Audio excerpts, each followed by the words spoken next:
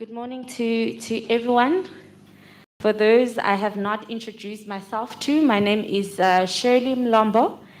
I am the Senior Legal Officer at the South African Human Rights Commission in Mpumalanga, and I'm the Program Director for this inquiry. For making the time to be with us this morning. So we will now start with the program of the day, and the first item on the agenda is the singing of the national is being sung. Thank you.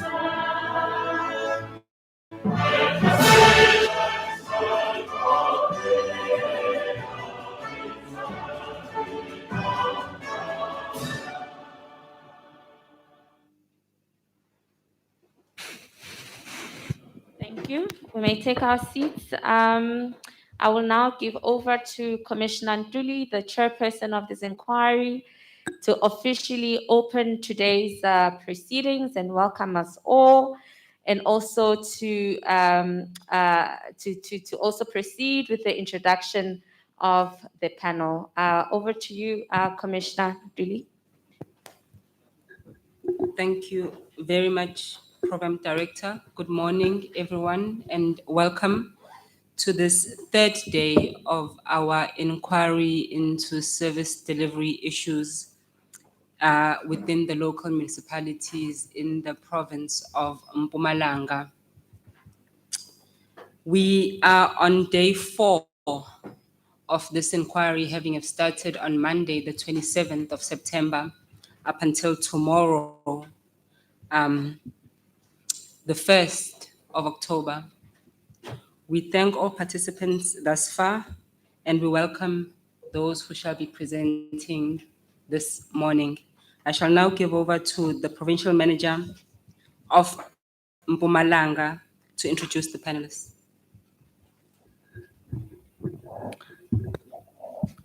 Thank you, Chairperson. Good morning, ladies and gentlemen. On the panel, we have on my far left, Professor Rulani Berihanyani, who is an associate professor in the Department of Public Management and Governance at the University of the Northwest.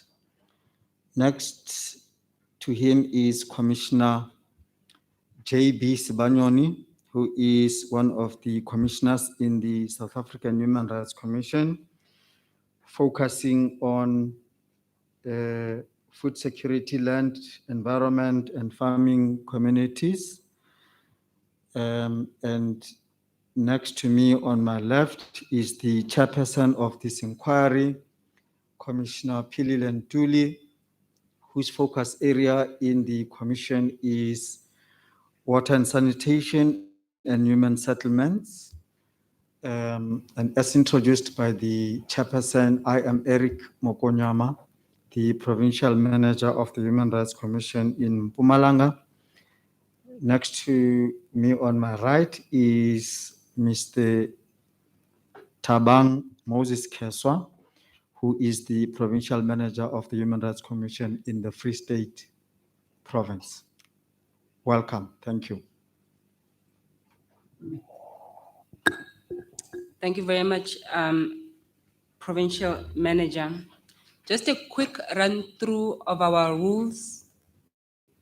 The first is common respect, and that also goes to the officials of Umkhondo local municipality. I'm going to ask you that that cell phone be switched off and all other cell phones be switched off. But with respect to the era that we are living in,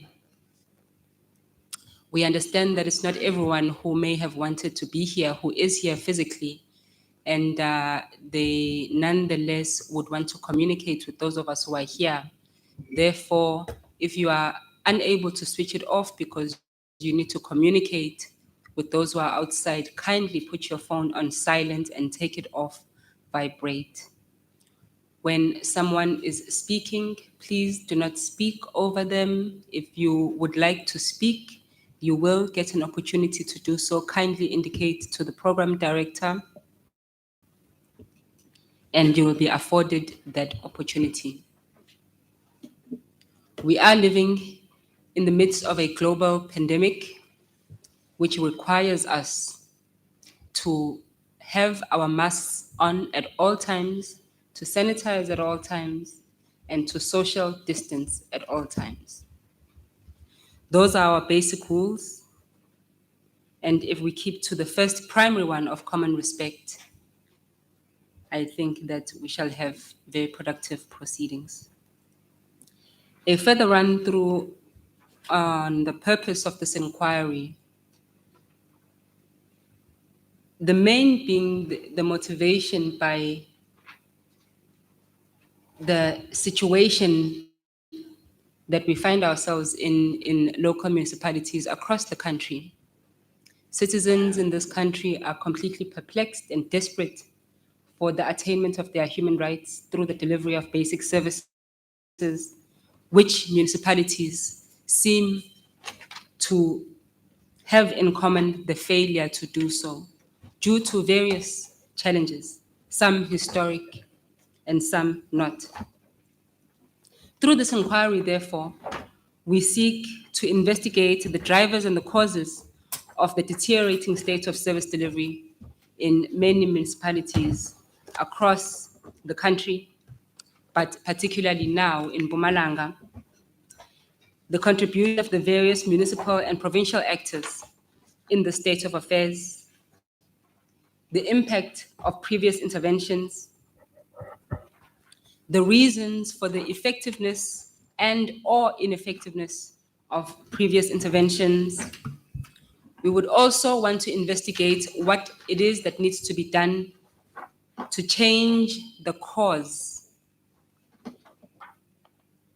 And of course, then the role that the various players across the state, non-state players and actors, non-governmental organizations, community members, the private sector. This is work that requires all of us to work together or to put our heads together in exploring what it is that can be done to change things around. Following this inquiry, we will develop a report which then will form the basis for our action moving forward. With that, I'd like to welcome you all. The time is now 9:14. I would like to hand over to Commissioner Sibanyoni to administer the delegation from Mkondo local municipality, and thereafter begin our first presentation. Over to you, Commissioner Sibanyoni. Thank you very much, Chairperson. Delegates from Mkondo, I'm going to explain first before I administer the oath. And there are two ways of tendering evidence before the commission. One, a person can do that by taking a prescribed oath. Two, or alternatively, a person can do that by giving an affirmation. If a person has got an objection towards taking the prescribed oath, then the person makes an affirmation that he will or she will tell the truth before the inquiry. And then most people have an objection based on religious grounds. But if there is no objection, most of the people prefer the prescribed oath. May I find out from the three of you, is there anyone who's got an objection towards taking the prescribed oath? No one? No objection. Okay, so then what we are going to do before I administer the oath, I would like each and every one of you to place on the record your full names. By full names, we mean your names as well as your surname. And also please indicate the position that you are holding in the Mkondo local municipality. Can we start with the gentleman on my right-hand side? Speak through the microphone because the proceedings are recorded. Thank you. Good morning to all the commissioners and colleagues that are here. I'm Makawe Gunene, the municipal manager of Mkondo Municipality. Thank you very much. Shall we then proceed to the next person, the lady in the middle? Thank you so much. Good morning. My name is Zipelele Lukongolo. I am working from Kondo Local Municipality as a General Manager for Technical Services. Thank you. Thank you. Good morning, everyone. I'm Tande Vadludlu from Kondo Municipality, responsible for water and sanitation. Thank you. Thank you. Then listen to me. Do you swear that the evidence that you will give shall be the truth, the whole truth and nothing but the truth? If that is the case, all of you please raise your right hand and say, "So help me God." So help me God. Lady in the middle, I said the right hand. Oh, okay. Okay, I understand. Thank you. Sorry, Chairperson, I didn't realize that is not a challenge. No, it's fine. Thank you and welcome, Mr. Gunene and your delegation. If it will not disturb you, it might be better if one of your colleagues sits on the other side of you. It will also assist during maybe discussions if you need to consult with any of them. Mr. Gunene and your delegation, Yeah. the time is now 9:18. You have 25 minutes to make your presentation, and thereafter the panel will engage with you through comments, questions, and any other inputs. Then the floor is now yours. Welcome. No, thanks, Commissioner, and greetings once more. I'm going to use the presentation that is in the bundle that we submitted to the Commission as we were requested. In our presentation, we provided in terms of demographics in the municipal area. We indicated that our population was sitting at 189,000 or so. We have a population growth of 2.1% annually. And the population, as indicated, is based on the last state survey of 2016. We have a total of 45,595 household. In terms of, because I'm not going to go through the presentation full, in terms of our distribution, it's almost 50% of our population. It is in what we call the urban area, and the other 50% is in the rural area. We are one of the municipalities in the province that has that mainly dependent on grant. You will see on what dependent on grant that we receive from the national fiscus, and there were challenges that were indicated as per the States SA, which we also confirm, and they are also evident in our IDP of leading challenges that we have in the municipality, which is that is on your 281 on your bundle, issues of lack of safe and reliable water supply, inadequate roads, lack of employment opportunities, and the cost of electricity, and inadequate housing. These were the issues that were raised by communities during the survey. We have been directing our efforts as an institution to try and address some of these issues that are highlighted above. In terms of ward distribution, you will see the numbers. We have 19 wards, and that's how our communities are distributed, as you can see on the on that report. We are also a municipality that is neighboring Swaziland. You'll also notice in our report, most of the immigrants that we have, they are mainly from Swaziland, followed by Zimbabwe. But we also have cross-border people coming from KZN. As you will know that we border KZN through a Pongolo municipality and also Itumbe municipality, which we share boundaries on. So there are also a lot of people who are coming from KZN who reside in Mkondo. You can also see that in terms of our employment structure there.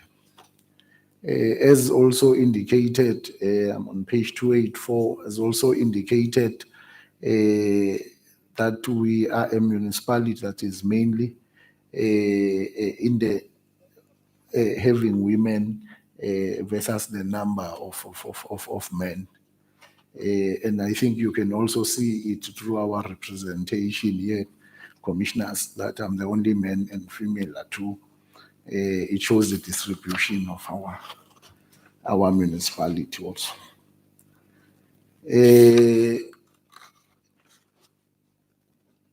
We'll then move in terms of, I'm not going to go through the disability stats and the sex ratio, but what I will want to indicate, as also indicated as a leading matter within Mkondo, the issue of unemployment rate. The last community survey indicated that we are sitting at almost 48% of unemployment in the area, and mainly those that are participating in employment opportunities are within the areas of forestry in the main, followed by mining, because those are the two main economic activities within our municipal space. We have what we have termed urban nodes, in the municipality, which is Mkondo town and the township, which is Etandukanya, and Amsterdam, and its township, which is Gwatandeka. And then we have what we call our rural nodes on 288, which comprises of Solimkize, Aiswepe, Mahamba, Dirkisdorp, Stafford, Ndombe, Commondale, and Wangem. And one of the things that we highlighted when we started, we indicated that in terms of our population distribution, you have almost 50% staying in the rural nodes, and also 50% on the urban nodes. What we also want to highlight is that in terms of then our revenue base to support issues of service delivery and the stuff, we are reliant on the urban nodes, as all the areas that are identified under rural nodes, they are not contributing to the municipality in terms of paying of rates. What we're currently doing, we're introducing flat rates to try at least and recoup something from those communities, so that we're able to deliver a sustainable service to those communities. We'll then move to page 90 of our bundle, where we highlight in terms of the issues that we tried to clarify on issues of water and sanitation and other services that we provide. In terms of our technical department, the core mandate of the department is mainly the provision of water and sanitation, electric supply, and road and stormwater. We are, as I've indicated, that in the main, for us to be able to deliver these services in a sustainable manner, we rely on grants from MIG, WISIC, and INEP and EPWP in the main.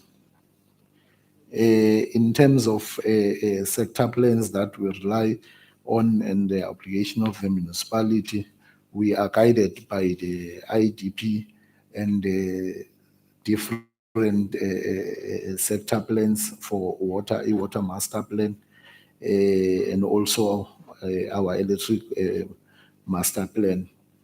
So these are some of the plans that we have as a municipality. On 292, we indicate the status quo of basic service delivery, where we indicate that out of the 40,595 household, we have household about 3.3 household, which makes up 18.4 without sanitation, and 16.1 without electricity. 15 minutes left. And the focus has been over the years to address our plans in line with this. I'm on I'm on page 294, where we present that what is it that we are doing to address the water challenges. In the main, in the Mkondo treatment works with the expansion of the town. Our infrastructure is under severe pressure because it works 24/7. So what we now need to do is to upgrade our plant so that we are able to provide water. We have started that particular project. We're currently busy with studies, and we estimated cost will be about 177 million. We also have a project which was seeking funding from DWS through RBIC in terms of replacement of the AC pipes in Amsterdam and in the challenges that we have on breakages daily. It's because of the aging infrastructure.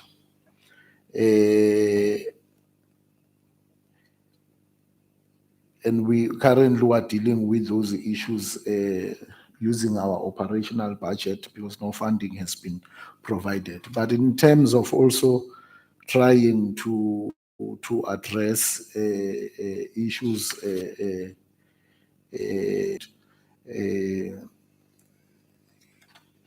the area of Mapepeni and also drill borehole, we reticulate. I mean, we put storage tanks and reticulate to some areas, and from time to time, the water is on monthly basis is tested by our Garisibande district laboratory, just to ensure that the quality of water that we provide is safe for drinking. I think one of the biggest challenge we have as a municipality is with regard to electricity. With the winter season, our communities were load shedded every now and then. The current demand of 26 MVA on electricity, and ESCOM has kept us on 18 MVA. What it therefore means is that for us not to exceed the 18 MVA, that is our current demand, we are forced to load shed our communities. In particular, in winter, it becomes a daily issue where people are without electricity for more than 4 hours, whether ESCOM is load shedding or not. If ESCOM load sheds, we go to even 6 hours because it's our load shedding and ESCOM load shedding. So that's one of the biggest challenge that we have, in particular in the area of Amsterdam and the area of Mkondo, which we have a distribution license, and we are trying to resolve some of these issues with ESCOM, but I can indicate that it's also difficult to deal with ESCOM in dealing with these issues. On sanitation challenges, on 296, want to indicate that most of the rural areas are relying on VIP toilet, but we have also now started converting what we call VIP toilet to waterborne sewer. We had 2 projects that we ran in the last 2 financial years in the Rasplas area, which is in Ward 6, and also in RTBS area, which is in Ward 4, where we built sewer ponds and converted the VIP toilet to flushing. We are also in this financial year doing the same project in Solim Kize, where we are converting the VIP toilet into waterborne sewer, and the projects are progressing very well. On 298, we just want to highlight in terms of skills development and the number of employees. We are one municipality that has a full complement of all its section managers and 54A. At the time of completing the report, that's what indicated, but we can indicate that now we are one short. We had one of our general managers for community services who passed away last month due to COVID. We therefore now have a vacancy at the top. But with regard to positions where are directly dealing with also service delivery of plumbers, electricians, I think we are sufficiently staffed. We have filled all those positions that we have. We are a council which has councillors, and there are a number of interventions that are being done on annual basis in terms of training councillors, our employees, to be able to respond to the challenges that we face as a municipality.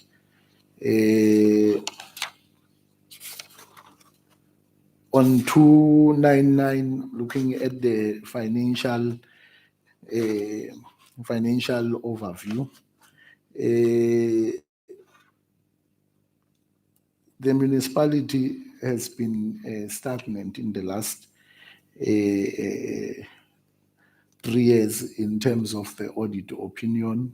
We have been qualified in the last 3 years. In the main issues that have led to the qualification are issues of assets.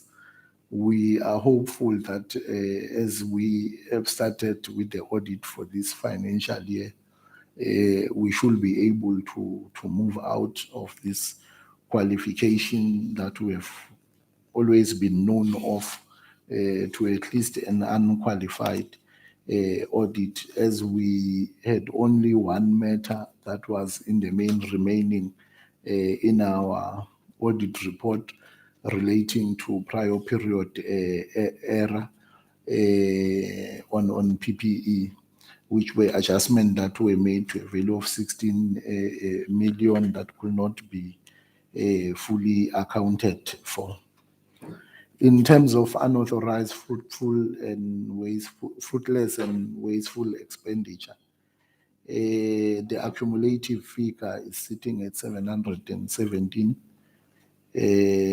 million, irregular at 105, fruitless and wasteful expenditure at I'm looking at 1920 at 37 million. You have 5 more minutes, Mr. Konani. Yeah.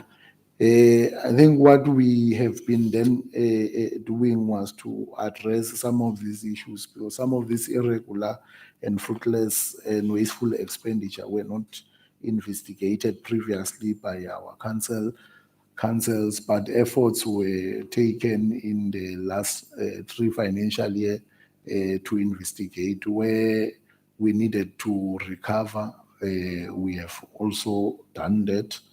Where we needed to write off, we have applied to Treasury to write off. I think in the main, Chairperson, that concludes the report that we submitted as Kondo Municipality. Thank you, Chair.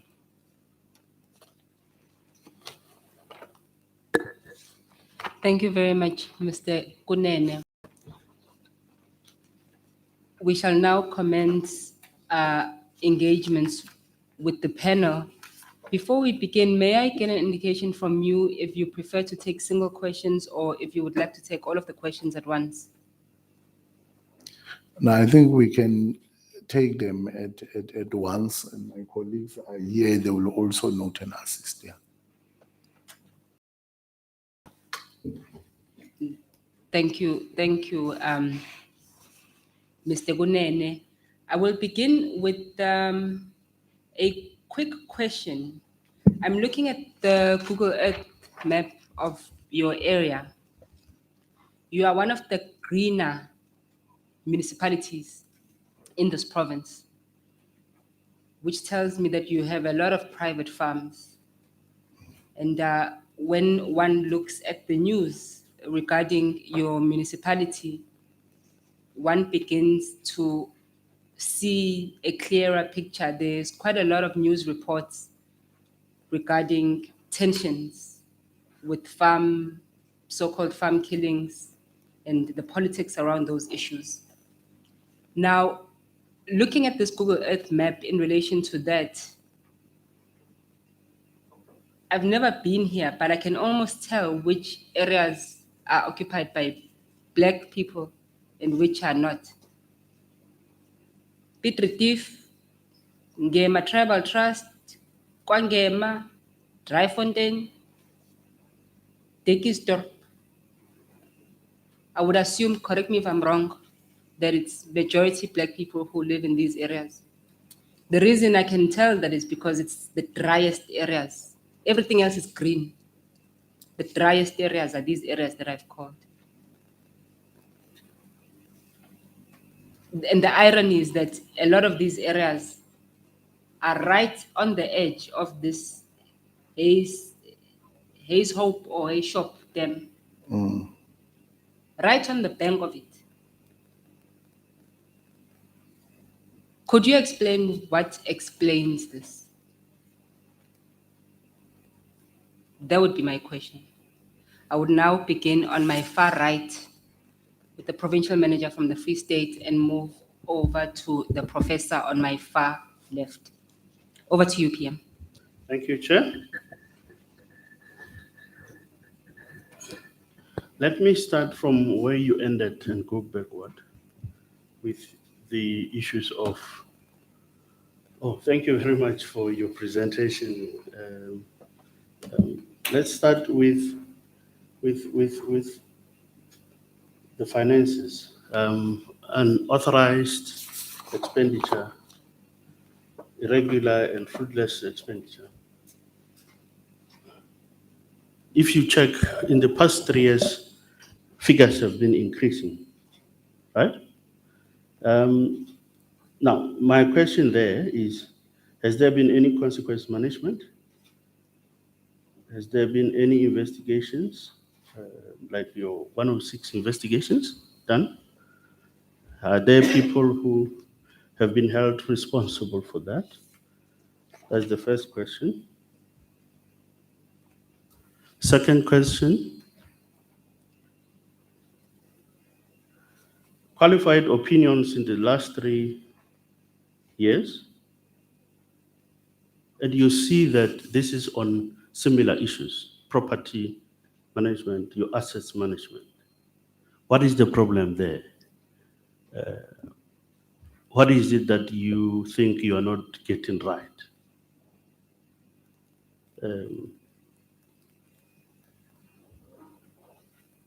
What challenges do you have in terms of improving from there?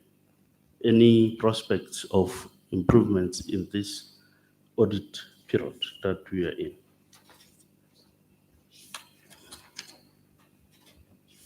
The other question I have is on issues of sanitation.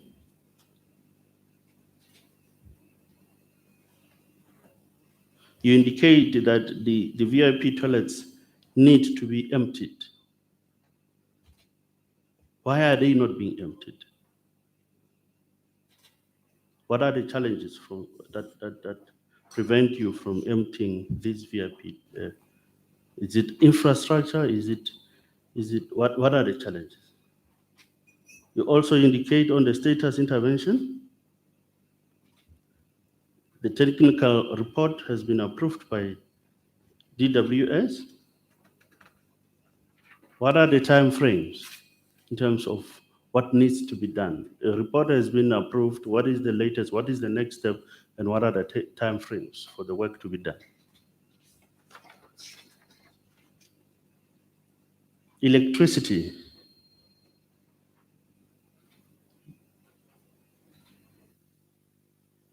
You need 40 MVA.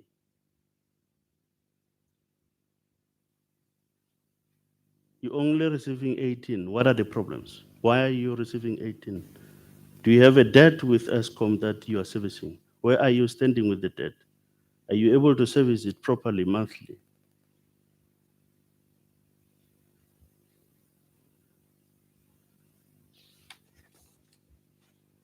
Again, on issues of water, we see estimated costs, we see reports and plans.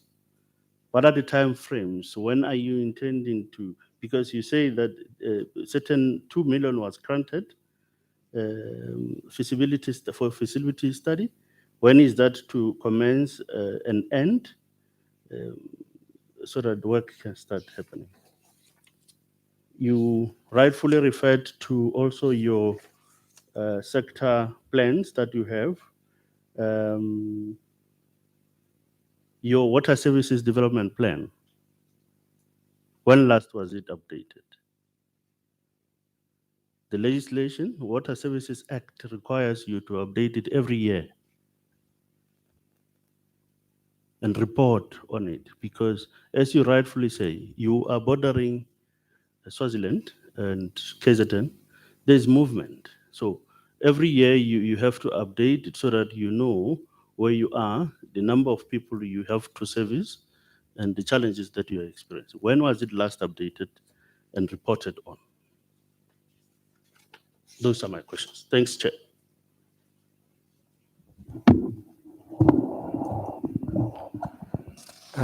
Thanks, Chairperson.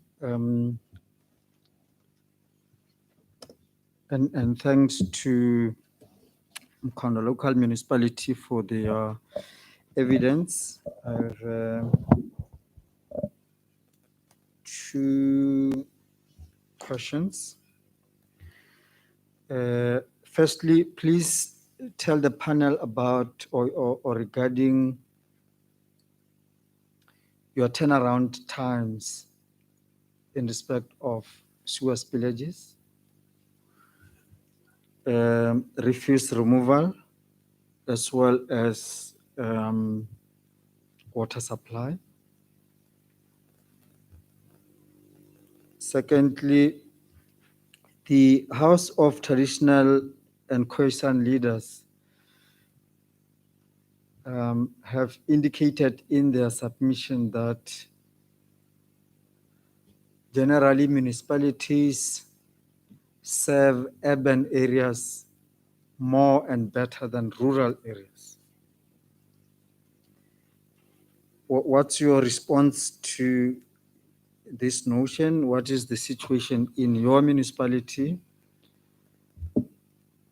If their assertion is anything to go by, why is that the case? That in your municipality, urban communities are served better than rural communities. I'm hoping the reason is not because rural communities are poor. Thanks, Chairperson. Thank you. Prof.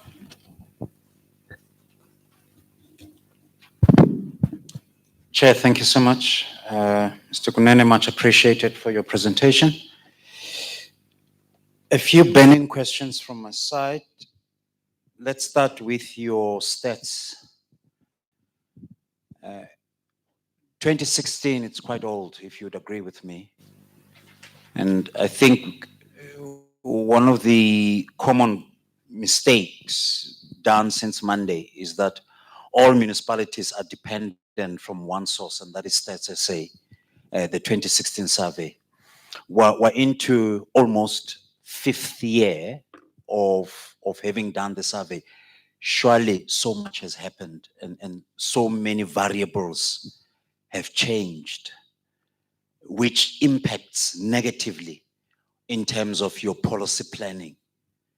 How can you remedy that situation? So my understanding is that you can't rely on those stats anymore. They're not helpful for you. So I would rather ask you to look for alternative avenues to get the latest stats so that in the next 5 years, you are on par with developments on the ground, empirically and otherwise.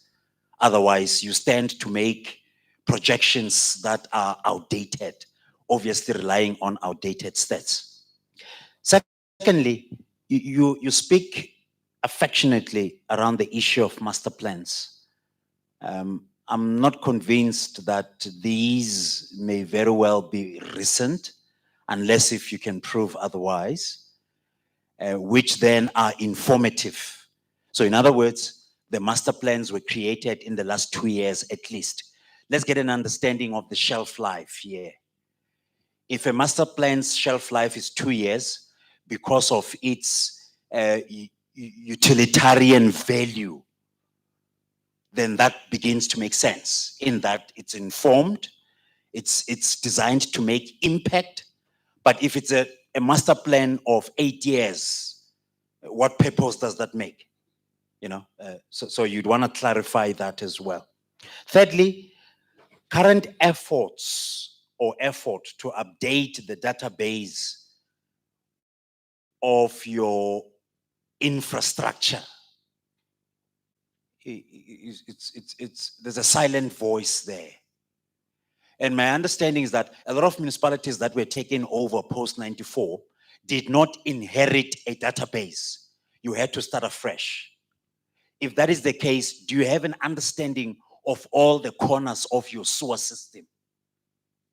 So you then have to cut down on costs of consultants and asking people to advise you, to tell you, where does your sewer start, where does your sewer end? Please advise in that respect. The quality of water is managed by Bande. Can you brief us quickly on the standards there? What standards are applied? Are these nationally competitive? If so, to what extent do they comply with international standards? And I'm talking here ISO 9000. How healthy is your water?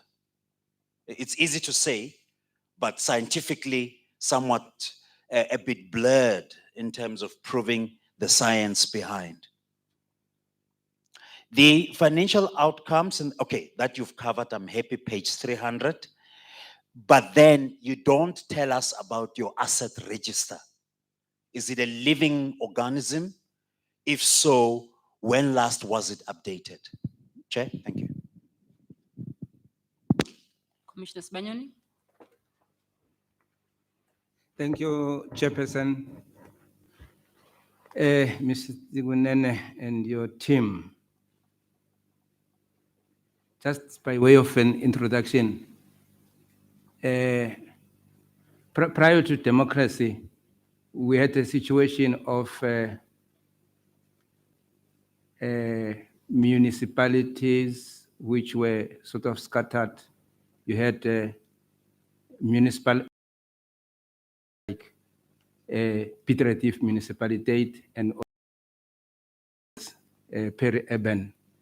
And then, but the people who are living on the farms were at the mercy of the farm owners and the like. But with the dawn of democracy, you've got a wall-to-wall municipality. As our chairperson was talking about the map of your municipality, and it brings into question the people who are staying on farms. During an outreach program by the Human Rights Commission, we visited Driefontein, Kwangema.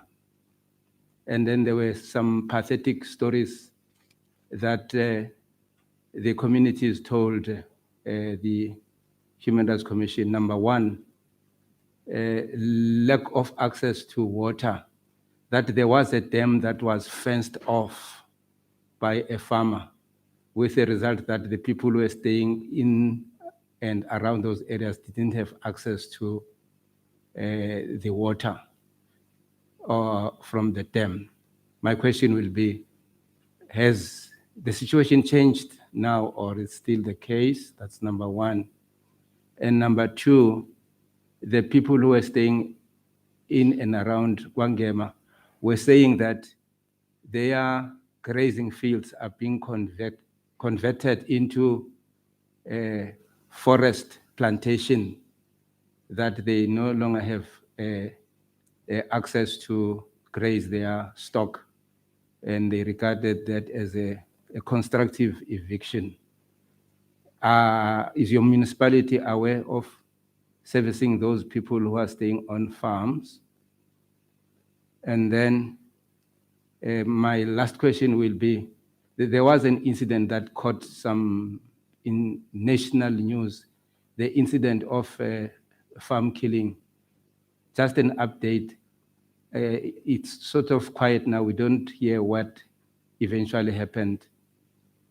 some people were killed on a farm, and it was said that they were looking for employment, something like that. I think you should be aware of that case because it caught some national news. Thank you, Chairperson. Those are the three questions that I'd like to ask. Or maybe, Chairperson, lastly, although it has to do with maybe the Department of Agriculture, but I think because you are the government nearest to the people, people were staying on the farm indicated, among others, that when they are asking to be assisted insofar as farming stimulus, either plowing or getting some seeds, they were requested to buy diesel and the like. Is it still an occurrence or it has been sorted out at Mkondo? I think we were there in 2018. I'm speaking subject to correction. Thank you, Chairperson. Thank you, Commissioner. Sibanyoni, over to you, MM.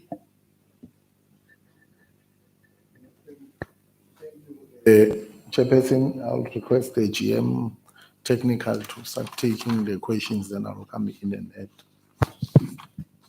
Thank you so much, Emma. Thank you so much. We welcome the questions. I will take mainly the ones that are water, electricity, and sanitation related.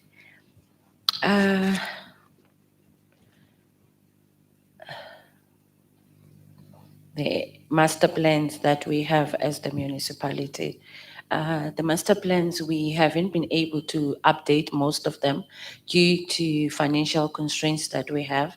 However, for the past 2 years, we were fortunate that we had MISA into our midst, whereby we started working onto the documents that need to advise into our master plans, of which we started mainly with our water conservation, demand management strategy, so that we continue to update those. And eventually, we do believe that we want to compile our master plans as most of them are outdated.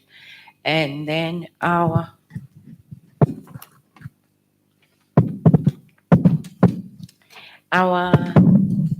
water is being, the question on our water being managed by the GSDM laboratory. The laboratory, the other GSDM is the one that has the lab within the district. The ones 41 are accredited. And we've been taking our samples. We do our indicator test, and then we take some of the tests to their laboratory. And people in receiving water Kwangema, indicating that maybe they are not actually receiving water. Ngema has a tank that was constructed, I think, more than 3 years ago.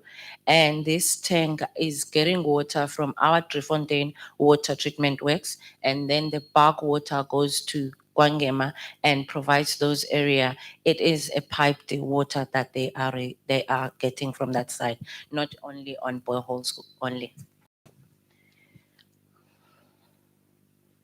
The sanitation and the emptying of the toilets, they are actually being emptied. We do have our honeysuckers that we rotate in the areas to do the honeysucking in those areas. It's not like they are not being emptied. And now, as the municipal manager had indicated, we are constructing the sewer reticulation in those areas to convert those so that they can all go to the wastewater works, because there is a wastewater works in Amsterdam. It's just that there was one area that was not reticulated with sanitation at the time.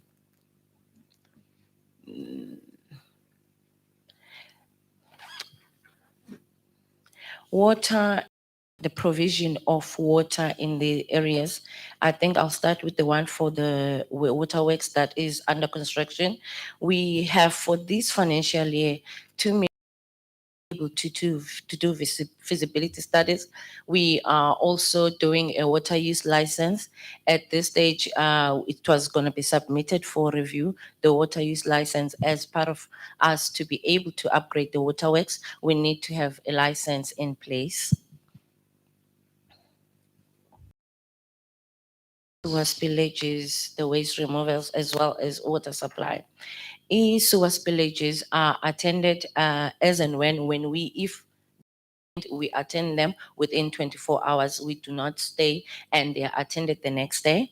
Also, we do have in areas that were identified as having constant sewer spillages.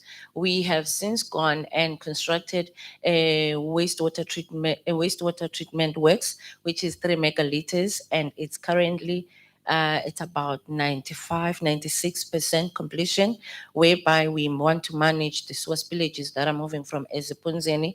Currently, we have done some sort of septic tanks that also our honeysucking goes there and honeysucks they. Otherwise, we manage them in that way. And waste removal is done on a weekly basis within the municipality. We have a schedule that shows which area is going to be attended when, so they are done weekly on a daily basis. The cleaning is happening during the day as well as at night. Water supply is continuous within the municipality as well as the rural water supply.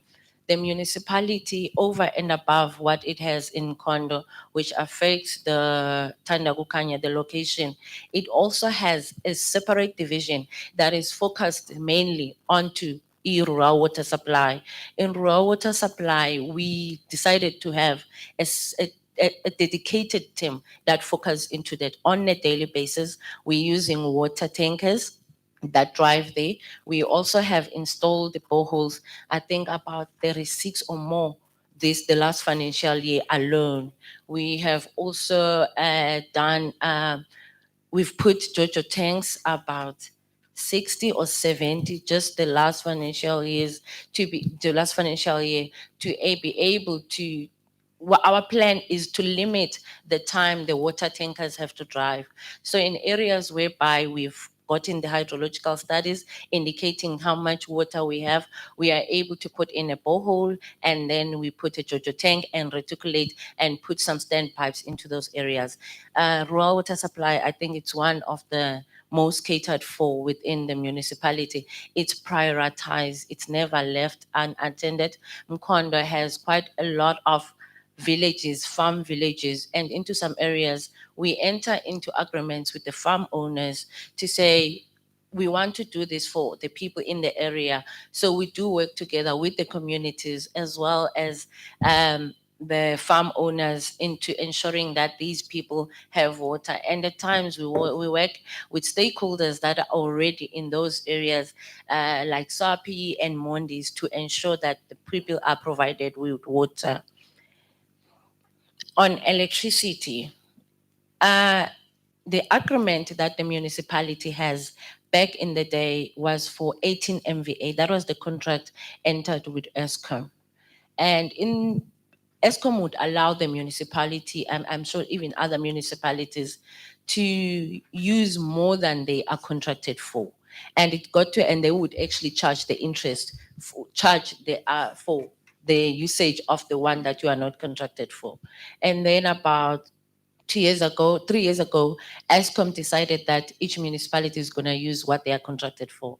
As it is, our demand is it's sitting at 26 MVA, and ESCOM lowered ours to 18 from Kondo substation, and in Amsterdam at 1.5 MVA. And yes, we do have a debt with ESCOM, and we recently were in court into which we had to enter into an agreement, a payment agreement, which the municipality has to adhere to.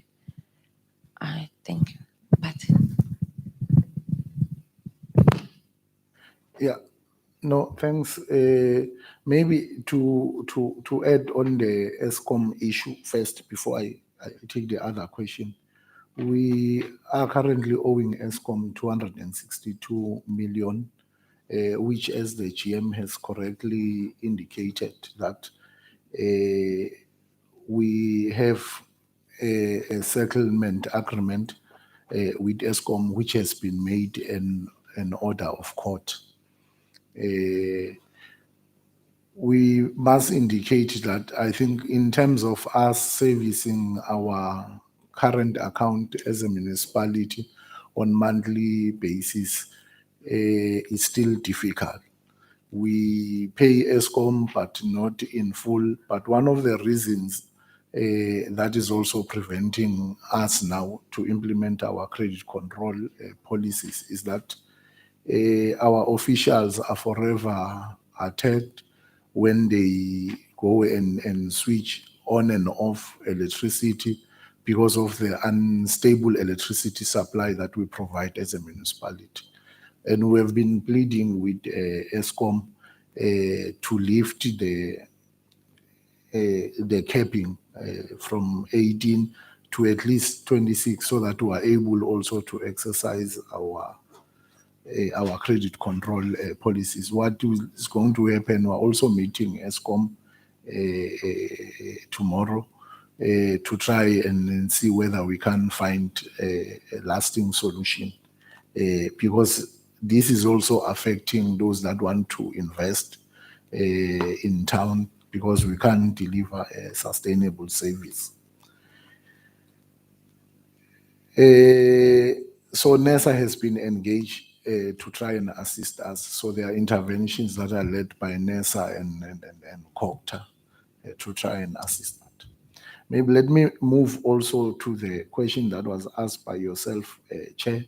It is indeed true that the municipality is in the main green, as I've indicated in the presentation, that our main economic activity in the area is forestry, which is privately owned. And also as a municipality, we also own, well, one of the municipalities that owns forestry. So we have our own division of forestry.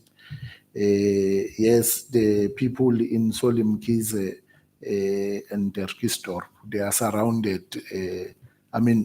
The dam, Hazop Dam, is in the middle, and the communities are just around those areas, which are also termed as dry areas.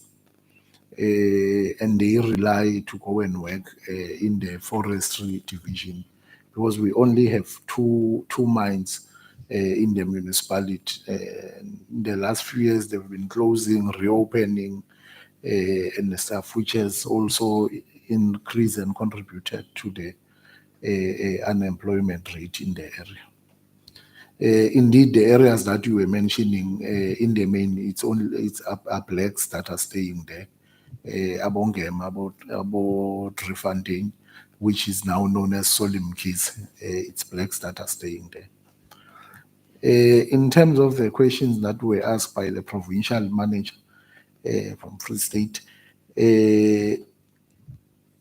we have not done a 106 investigation.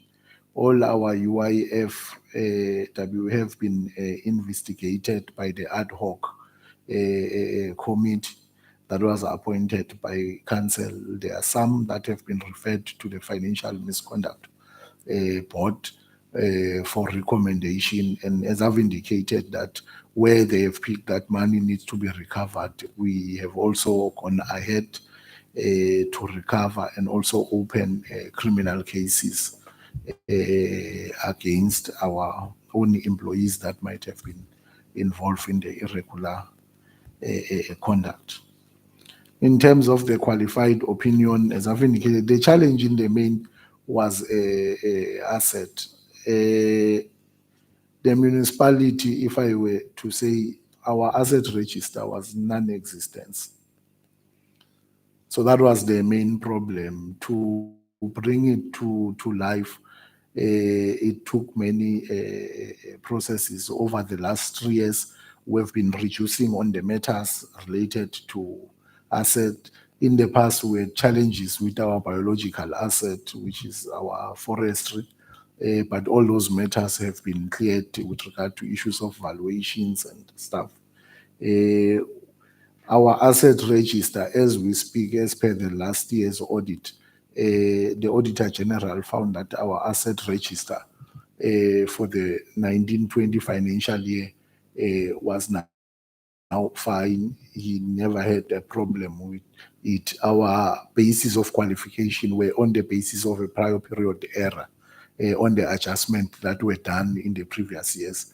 So whether we're going to progress or not, I'm hopeful that we will progress because they use comparative years. So the 18-19 financial year will fall away, and therefore the comparative in the audit will be based on last year's audit where our assets were cleared. So I'm hopeful that we are going to move from where we were. I think the GM has indicated on the issue of sanitation and that we are emptying our VIP toilet. The technical reports, we are waiting for approval of funding. We have submitted what the 2 million that were allocated this financial year. We're doing the environmental studies, your WULA licenses and the stuff, but the technical report has been approved. Once we have the requirements of about water use license, we'll then submit it to DWS for possible funding. But we had a session with them last week. They have indicated to us that what the minister has pronounced is that they are not going to take any new application on RBIC, which is Regional Bulk Infrastructure. The new minister, Honorable Mkhunu, so that's the standard. So we are still exploring other financial possibilities for us to be able to implement the project. But that was what was indicated by DWS already. That they are not funding a new project. With regard to the issue, because the sewer spillage, the GM responded, but on the issue of House of Traditional Leaders, I think to our provincial manager, I think we can challenge you, provincial manager, that come to Mkhondo, and with the colleagues from Gerti here, who are one of the municipality that is even accused by communities that we have focused our budget on rural areas. This is where in the last 4 years with our budget in this administration, we have been focusing in rural areas. We have provided over 1,000 service sites to communities in rural areas, in the RTPS areas, where there was never sanitation, there was never water. So that has been provided. So in terms of our provision for urban and rural areas, I can say that we have been balanced over the years, and we have been focusing on rural areas where in the main the poor people are.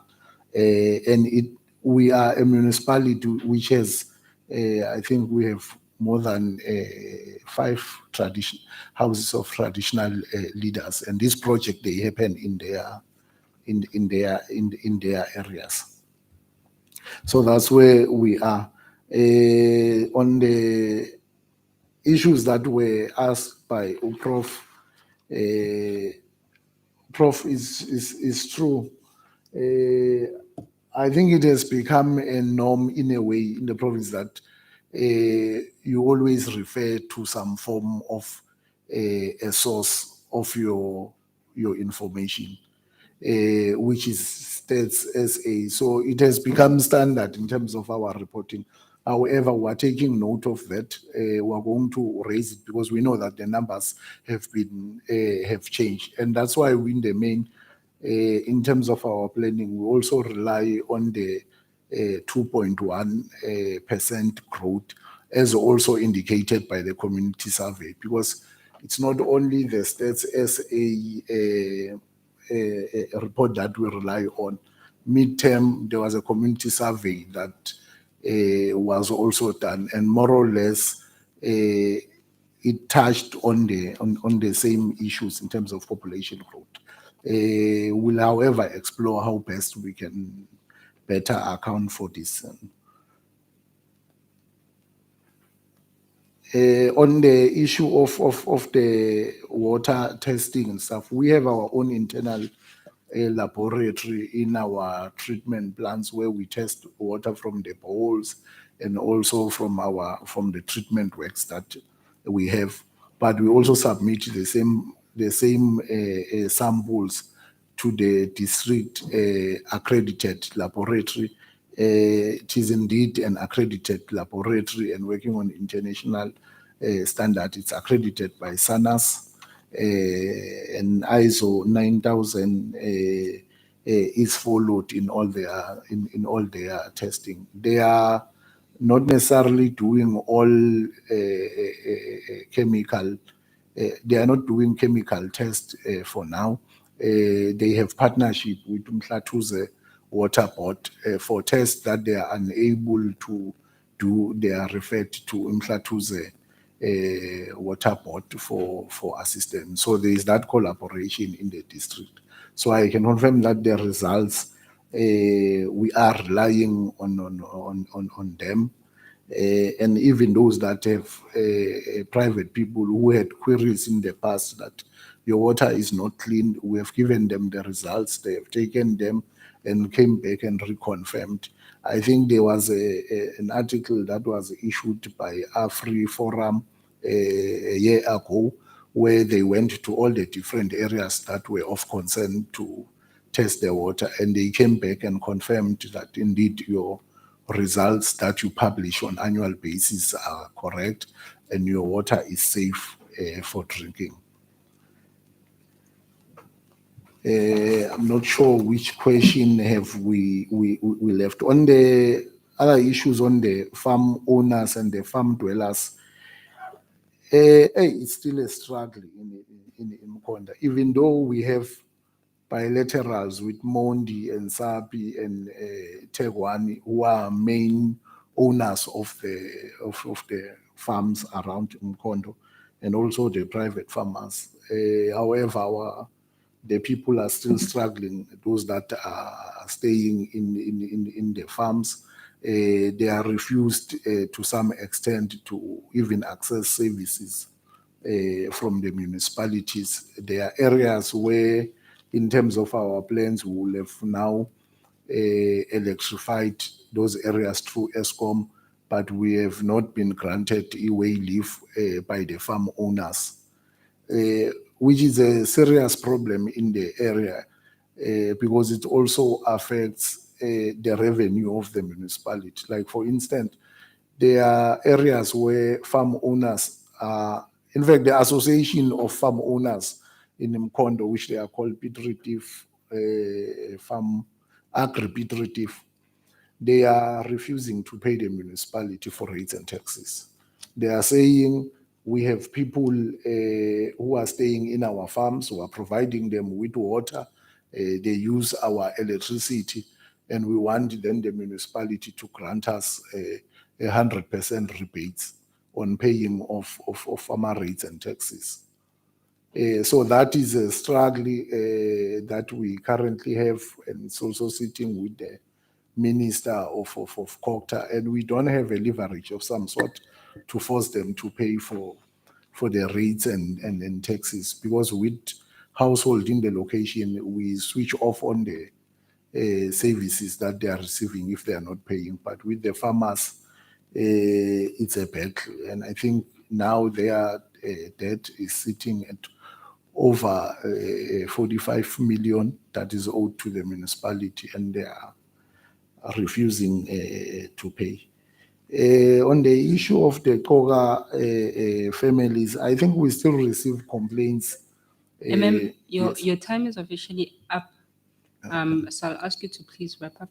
Yeah, we are receiving complaints with regard to farm killings and farm beating. We know of the Koga family case. It was moved from the Piet court to Middelburg, who are aware that the alleged offenders are currently out on bail. Thank you, Chair. Thank you very much, Mr. Kunene. Perhaps one last question before we release you will be, could you explicitly inform the panel what it is that your municipality might need assistance with in bettering your work from the South African Human Rights Commission?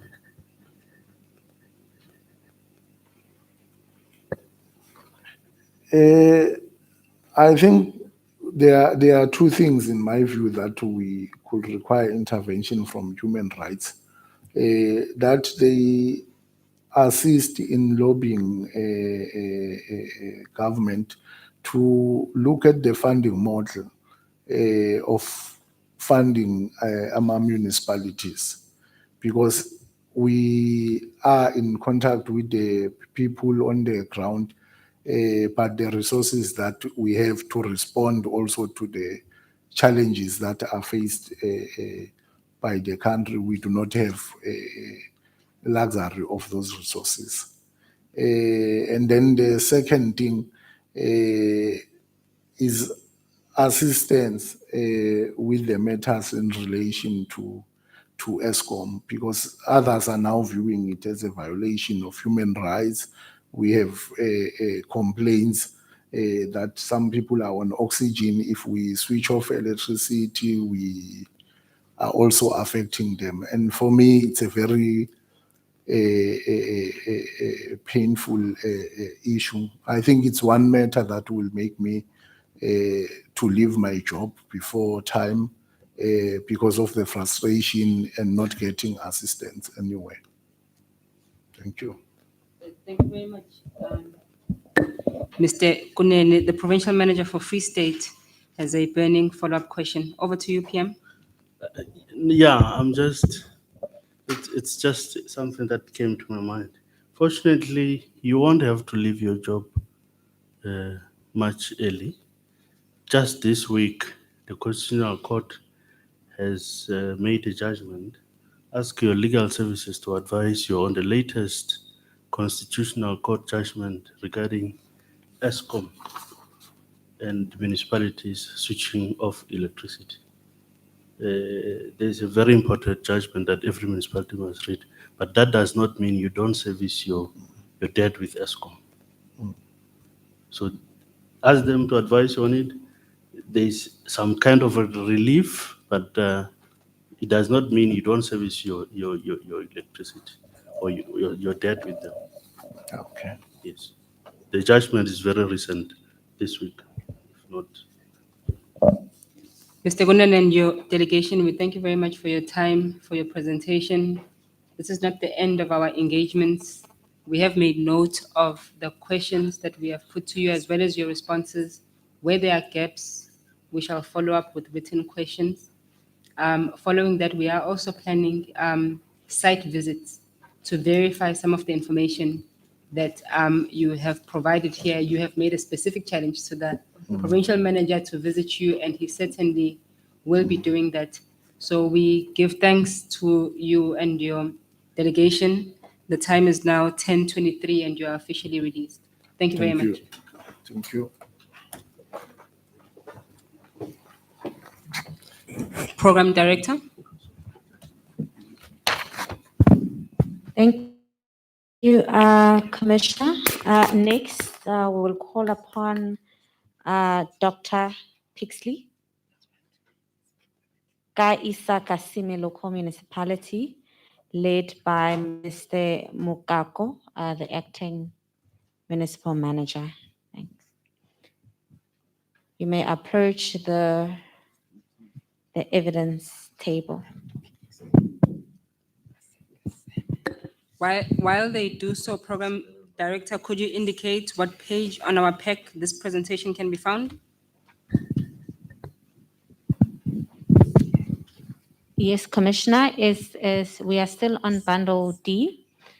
It starts on page 302. 302. Page 302. Yes, Commissioner.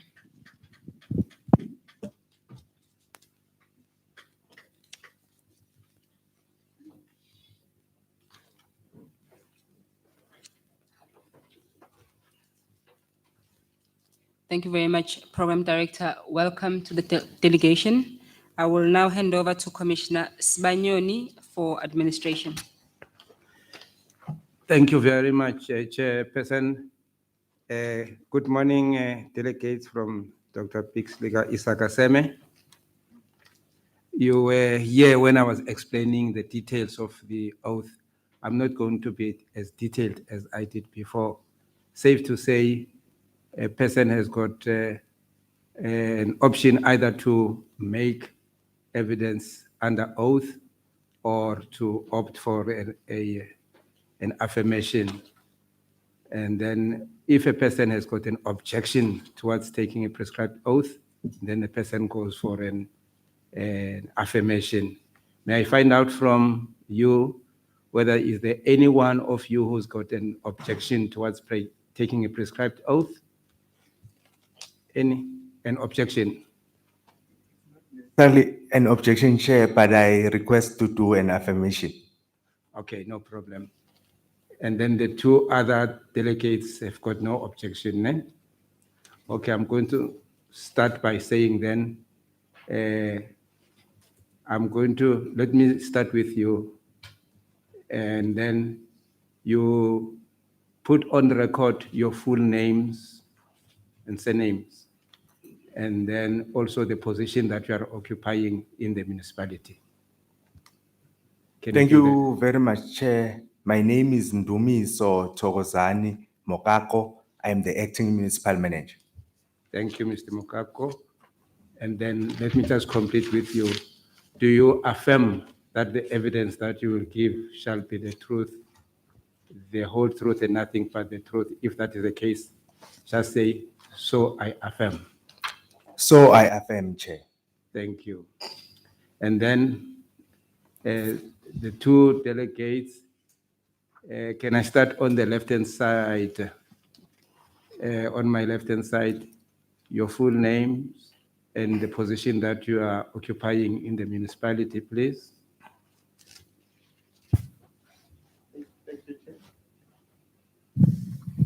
Thank you, Chair. I'm Mahamba Sheka William Mawela. I'm responsible for planning and local economic development. Right, and the lady on the right-hand side, your full names as well as the occupation, the position that you occupy.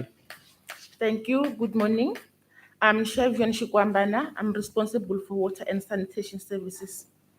Okay, Mawela and Shikwambana, do you swear that the evidence that you will lead shall be the truth, the whole truth, and nothing but the truth? Raise your right hand and say, so help me God. So help me God. Thank you very much, Chairperson. Affirmed and thank you very much. Thank you, Commissioner Sbanyoni. The time now is 10:30. Mr. Mokako, yourself and your delegation will have 25 minutes to make your presentation, and thereafter the panel will engage you. The floor is yours. Thank you very much, Chair, and greetings to fellow commissioners. Chair, we thank you for the opportunity given to us today as an institution to come and appear in front of the Human Rights Commission. We see it as a very important opportunity for us to account to the citizens of South Africa in general and those of our municipality in particular in the work that we are doing, but most importantly, as an opportunity to also highlight the challenges we are facing in executing our mandate on a daily basis. Chair, our presentation is the one which, for the purposes of this commission, is page 302 to 349. So the presentation, Chair, has got 4 components or deals with 4 issues as requested by yourselves in the template you gave us. The first issue that we are going to deal with is the demographics and the socio-economic status of the residents in the municipality. will then deal with the status of basic service delivery, in particular water, sanitation, and roads. We'll then move to deal what we call institutional arrangement, how, as in particular, human resource that are required to execute our constitutional mandate or deliver basic services. The last issue, Chair, that we are going to deal with is what we call the financial overview. So, Chair, I will start by dealing with the which in your page is page 335. Chair, as per, unfortunately, we are also relying on the census of 2006, not census, a community survey of 2016, Chair. And I wanted, maybe I must put it to this forum that we did receive a new socio-economic report day before yesterday. It has got marginal differences, but the main content remains the same. And yesterday, when I called Mrs. Tobile, I did indicate that I might want to use that, but she was reluctant and said, for the purposes of reference, use that. But we do have it here. Maybe in the question and answer, we can deal with it. It does have some differences in the figures. So in terms of our total population, Chair, we are told that the people of our municipality is 83,235. And those people, Chair, are found in 11 wards. So our municipality has got 11 wards, and those 11 wards cover the areas Wakkerstrom, Perdekop, Amersfoort, Volkrust, and Dagakral. Those wards, Chair, are made up of 222,546 households.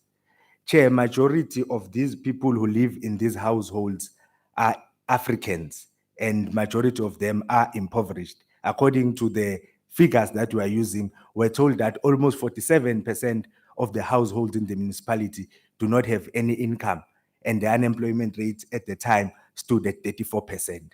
So that is briefly the socio-economic conditions of the area in which we find ourselves in, Chair. And when you go through the presentation, of course, you will see that these are distributed as per wards, even though not equal in terms of the population and households, but they do reflect how many households are in each ward and how many people are there and of which race are those people. Shall then move to deal with the status of basic service delivery, which I think is the most important issue of the day. And in our presentation, we cover it from page 311 and to page 330. Chair, I will start with water. As per the census that we are using, or the figures we are using, almost 91.3% of our citizens have access to piped water, with the remaining receiving water in different forms. One of those is boreholes, one of those is water tankers, and yeah, it's mainly boreholes and water tankers, Chair, in access on top of what we call pipe water or tap water. Then, Chair, I will move to sanitation. In terms of sanitation, 97.7% of our citizens have access to sanitation. This is done through flush toilets which are connected to sewer, flush toilets which use septic tanks, toilets chemical toilets, and pit toilets, or which is commonly referred to as VIP. And now, Chair, as one of the commissioners mentioned in the previous municipality which was here, is that some of these figures have indeed changed. For instance, we as a municipality have in the previous 2 or 3 years installed a number of VIP toilets funded by MIG in different areas. We have connected a number of households to water, to piped water or taps. So that shows that the numbers have changed. But because we wanted to come here and deal with things that have been verified, we then opted for the source, which was the community survey of 2016. In terms of roads, if you look at our presentation, we did not include it, we did not report on it, because at the time we submitted the presentation, we were not certain of the work we have done in terms of roads, in particular in the format in which the commission required it, per ward, per ward, per ward. And we did not want to be creative and mislead this commission. But I can report that the work that we have done in trying to get the facts from the time we submitted report to date revealed to us that in the 2018-19 financial year, we were able to pave about 1.2 kilometers. In the next financial year, which was 1920, 8.7 kilometers. And this year we're planning to pave 2.84 kilometers. These are roads that are mainly what we call internal roads within our different areas. We also do gravel roads in different parts of the municipality, mainly been in the rural areas like Dachakral and the farming areas of Ward 4 and Ward 5. In terms of chair, what we refer to as the institutional arrangement, which is one of the issues which we were asked to reflect on. I think the burning question there is that we must answer, is our structure fit for purpose? Is the organogram, are the warm bodies that are reflected there or occupying the positions reflected on the organogram able to execute our mandate as outlined in Chapter 7 of the Constitution? And Chair, I think we as an institution have reached a point or have taken a decision that the structure is not fit for purpose. And we do reflect that in the presentation. I think it is page 331, where we deal with the challenges we have in terms of our structure. What have we done to address this? We recently concluded a job evaluation process. The job evaluation process was to help us firstly determine the salary levels of our employees. Secondly, determine if we have the correct skill to execute the tasks that are supposed to be executed. Thirdly, it was to say, is the structure responding to the basic service delivery needs of the people of Dr. Pixley Isakase? That report is out. It has been given to us by the service provider, which was helping us. It is now going to go to council for consideration and adoption or rejection, and we'll take it from there. But some of the things that we already know is that there are skills gap, in particular in critical areas, which is your technical services, technical services, project management, and finance. And this you will see when I go to discuss our financial overview. So we do have some programs, for instance, to try and address the shortages in finance. We are dealing with we are part of the MFMP training program, which is about helping officials in finance develop capabilities in municipal finance. We are yet to see the results, but that attempt is there. We also continue to give bursaries to our employees who say they want to pursue fields of study that will help the municipality perform better. In terms of project management, we recently started engagements with the district, and we are hoping that they will respond positively to our call and allocate for us an official who will come and a competent official who will come and help us manage our projects better. Chair, the next issue, which is the last in terms of our presentation and overview, is the issue of our financial overview. It's found on page 333. Chair, we, like many municipalities, or in fact all, we have three sources of income. It is our equitable share, it's conditional grants, and it is our own revenue. Our own revenue is mainly rates and taxes and what we bill for water and electricity. From the onset, we are really struggling to collect revenue. The first one could be the socio-economic issues, which deals with that people are out of work, people are unemployed, people are poor, 47% of our households do not have an income, and as a result, were unable to collect from them. And majority of them, I would not know the real reasons. We're trying to investigate as an institution. They're even discouraged to come and register as indigents, Chair. We do go, they hardly come. Some of them say that we want many documents. We're trying to make it easy to register, but they really positively respond, and that gives us a challenge. And then the issue of audit outcomes, Chair. Chair, we in the previous 3 years, we have had 2 successive disclaimers and 1 unqualified audit opinion. So we regressed from an unqualified opinion to a disclaimer, and we got a second one, and we're in the middle of the audit. And like everyone who wakes up in the morning, we're prisoners of hope that we will improve and go to a qualified audit opinion or even an unqualified. The issues that mainly affected us at the time, it was understood that there was a shift in terms of a CFO that left the municipality just as we were beginning to prepare financial statements. The municipality then got a service provider. The service provider did show the work. Similarly, the municipality and the service provider reached some form of agreement. I don't know whether it was a penalty or it was an issue of financial year. So at a particular come then prepare financial statements again, and things just got out of hand. But we are comfortable with the ones we have submitted to the AG this financial year. This morning, we're supposed to have had a audit steering committee where we're going to receive what we commonly refer to as a high-level review of the financials. And the AG has said at this point in time, they are not ready to communicate any material differences that they found, but we've been able to find each other in meetings we've been having the previous 2 weeks when explaining what the work that went into the financials. And the company we have contracted this time around, we have also made an agreement. There's a clause there that deals with skills transfer. They will take some time.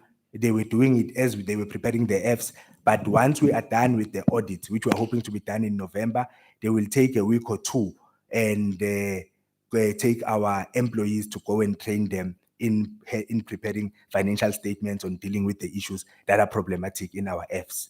We then chaired. Commissioner, 13 minutes has lapsed. How many? So 13. So yeah, let's left with around 12 minutes to go. Oh no, I'm Thanks. still there, and I'm done almost. Then, Chair, we then have the issue of a fruitless and wasteful expenditure. It is standing at 5,730 cumulatively, and majority of this comes as a result of invoices that arrive late and then we are charged penalties. ESCOM is part of those. We don't owe ESCOM, we service our account, but it happens that when we have when they send an invoice later, we pay them late, they've already charged us an interest. So we're still having that discussion. This is one of the issues in front of MPEC, because the officials are saying, you can't say it is me. I'm not the one who sent the invoice later. Some of them even provide proof that they did send reminders to ESCOM to say we have not received the invoice and we're about to prepare month-end payments, and that has not happened. In terms of irregular expenditure, cumulatively, we're sitting at 32,412,000. And this issue also is in front of MPEC. We have already done the first tranche of investigations. It was done by an independent service provider, and that service provider has tabled the recommendations to MPEC. MPEC is still to table that report to council for consideration. So in the council that will sit to consider quarterly reports of the first quarter, which ends today, surely that matter will be considered. Chair, I think that's the summary of our presentation, as Dr. Pixley said. Thank you, Mr. Mokako, for your presentation and for sticking to the allocated time. I will now hand over to the panel to engage you on your presentation. I would want to begin with the provincial manager of Mpumalanga, having engaged with the issues in your municipality the most. To all of us, I think it will be just to begin with him, move to the provincial manager, Free State, and then move to my left. Over to you, provincial manager.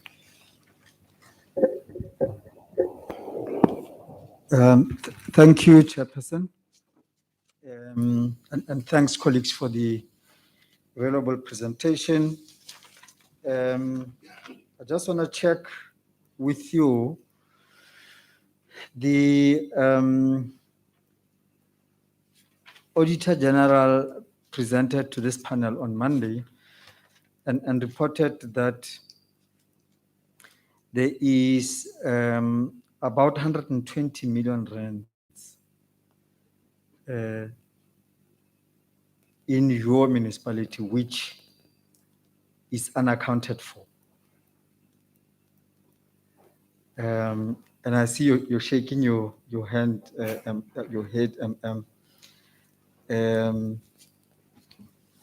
obviously, we will have to have a follow-up engagement between municipalities and the AG because it's very worrying that municipalities are disputing what the AG is saying, and the AG is adamant that they've done an audit exercise and there are certain amounts of monies in municipalities which are not accounted for. And these are big monies. So if we're talking challenges with resources in municipalities, it does not make sense. It wouldn't make sense to communities that municipalities are crying resources, yet they are not able to account for millions and millions of rents. So I want to get your response to that. Secondly, on the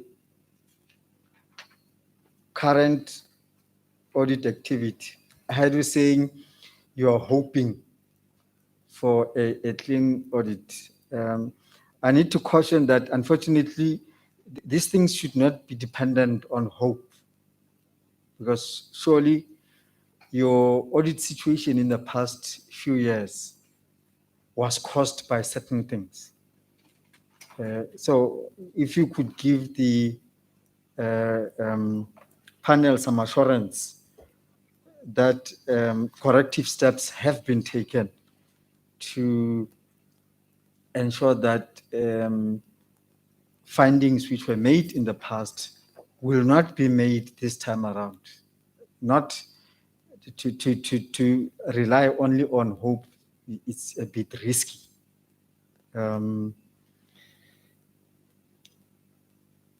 Lastly,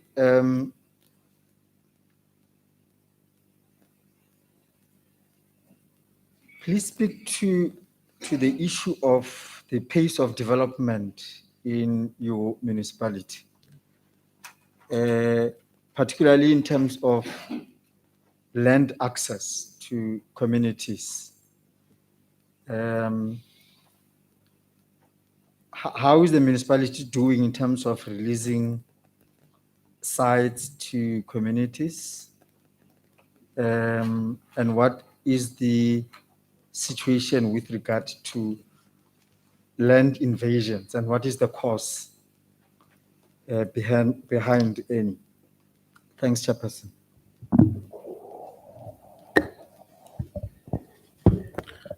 Thanks very much for your presentation. Just two from me. Did I hear you properly saying you don't owe Eskom and you service your debt very well? In that breath, can you help and advise if there are no electricity challenges in your area? Or what are the challenges, if there are challenges, while you say you are in good terms with Eskom? The other issue that I have noticed is that you give very high percentages of access to both water and sanitation.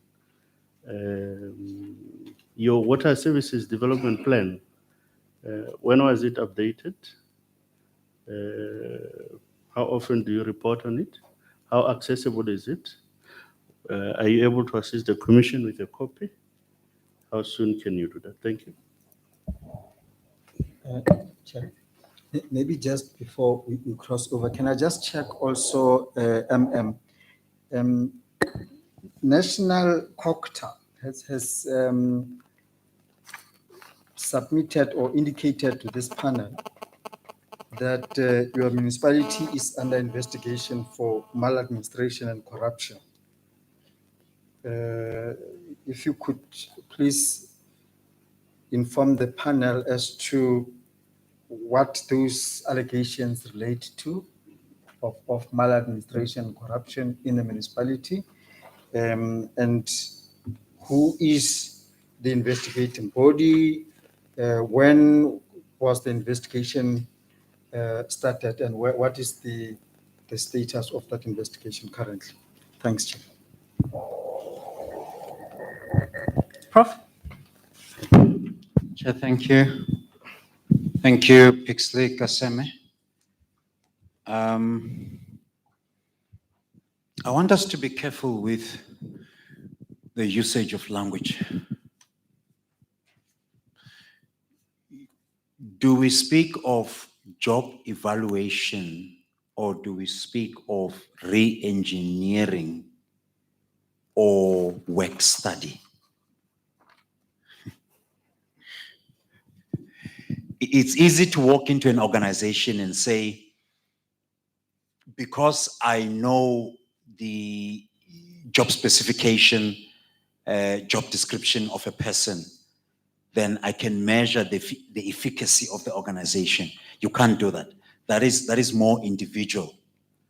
But my understanding is that when you begin to assess the efficacy of your divisions and your units, whatever you call them, sections, you then are in the process of determining whether indeed the organogram of your municipality is fit for purpose.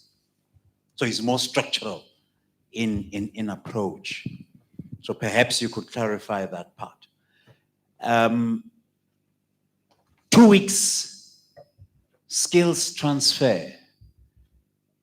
Is that not another way of walking into irregular expenditure? What tangible outcomes can we achieve in 2 weeks in processes that are complicated, that are complex? Shouldn't we say now that there is an approved service provider? What we will have is that you will have your embedded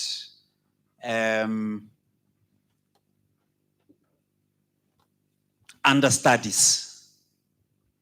Okay? So transfer of skills is done in time. It's not done at the end.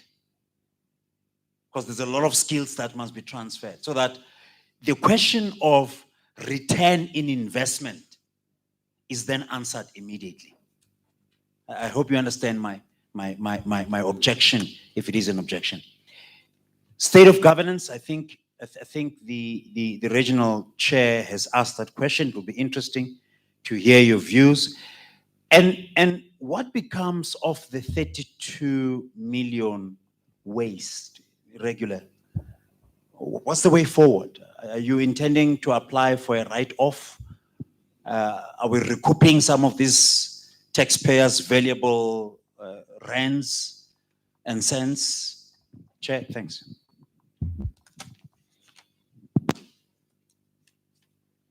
Chairperson, I've been fully covered by members of the panelist on the scope that I wanted to inquire. I don't have questions.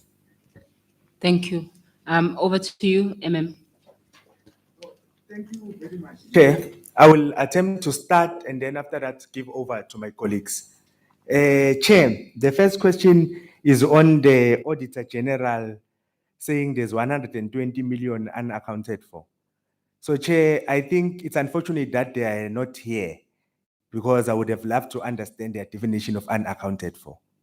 But because the things we are discussing here are not gossips, they are documented facts, we are willing to provide to this commission our last two audit reports and management reports where they deal with detailed finding. And I can confirm that there was no such a thing. In fact, because of the two disclaimers, our municipality was one of those who were tested for material irregularity as a result of the amended Public Audit Act, which became effective on the 1st of June this year. And the AG came to us and said there was no material irregularity that warranted further investigations or anything of that nature. So I do not understand the meaning of unaccounted for in the context. Maybe they mean something else, but I can confirm that if we mean accounted for, we mean a bottle that is on top of the table, 5 minutes, it's nowhere to be seen. I can confirm that at the moment there's no such. Then, Chair, I want to get to the next question, Chair, which is about the audit.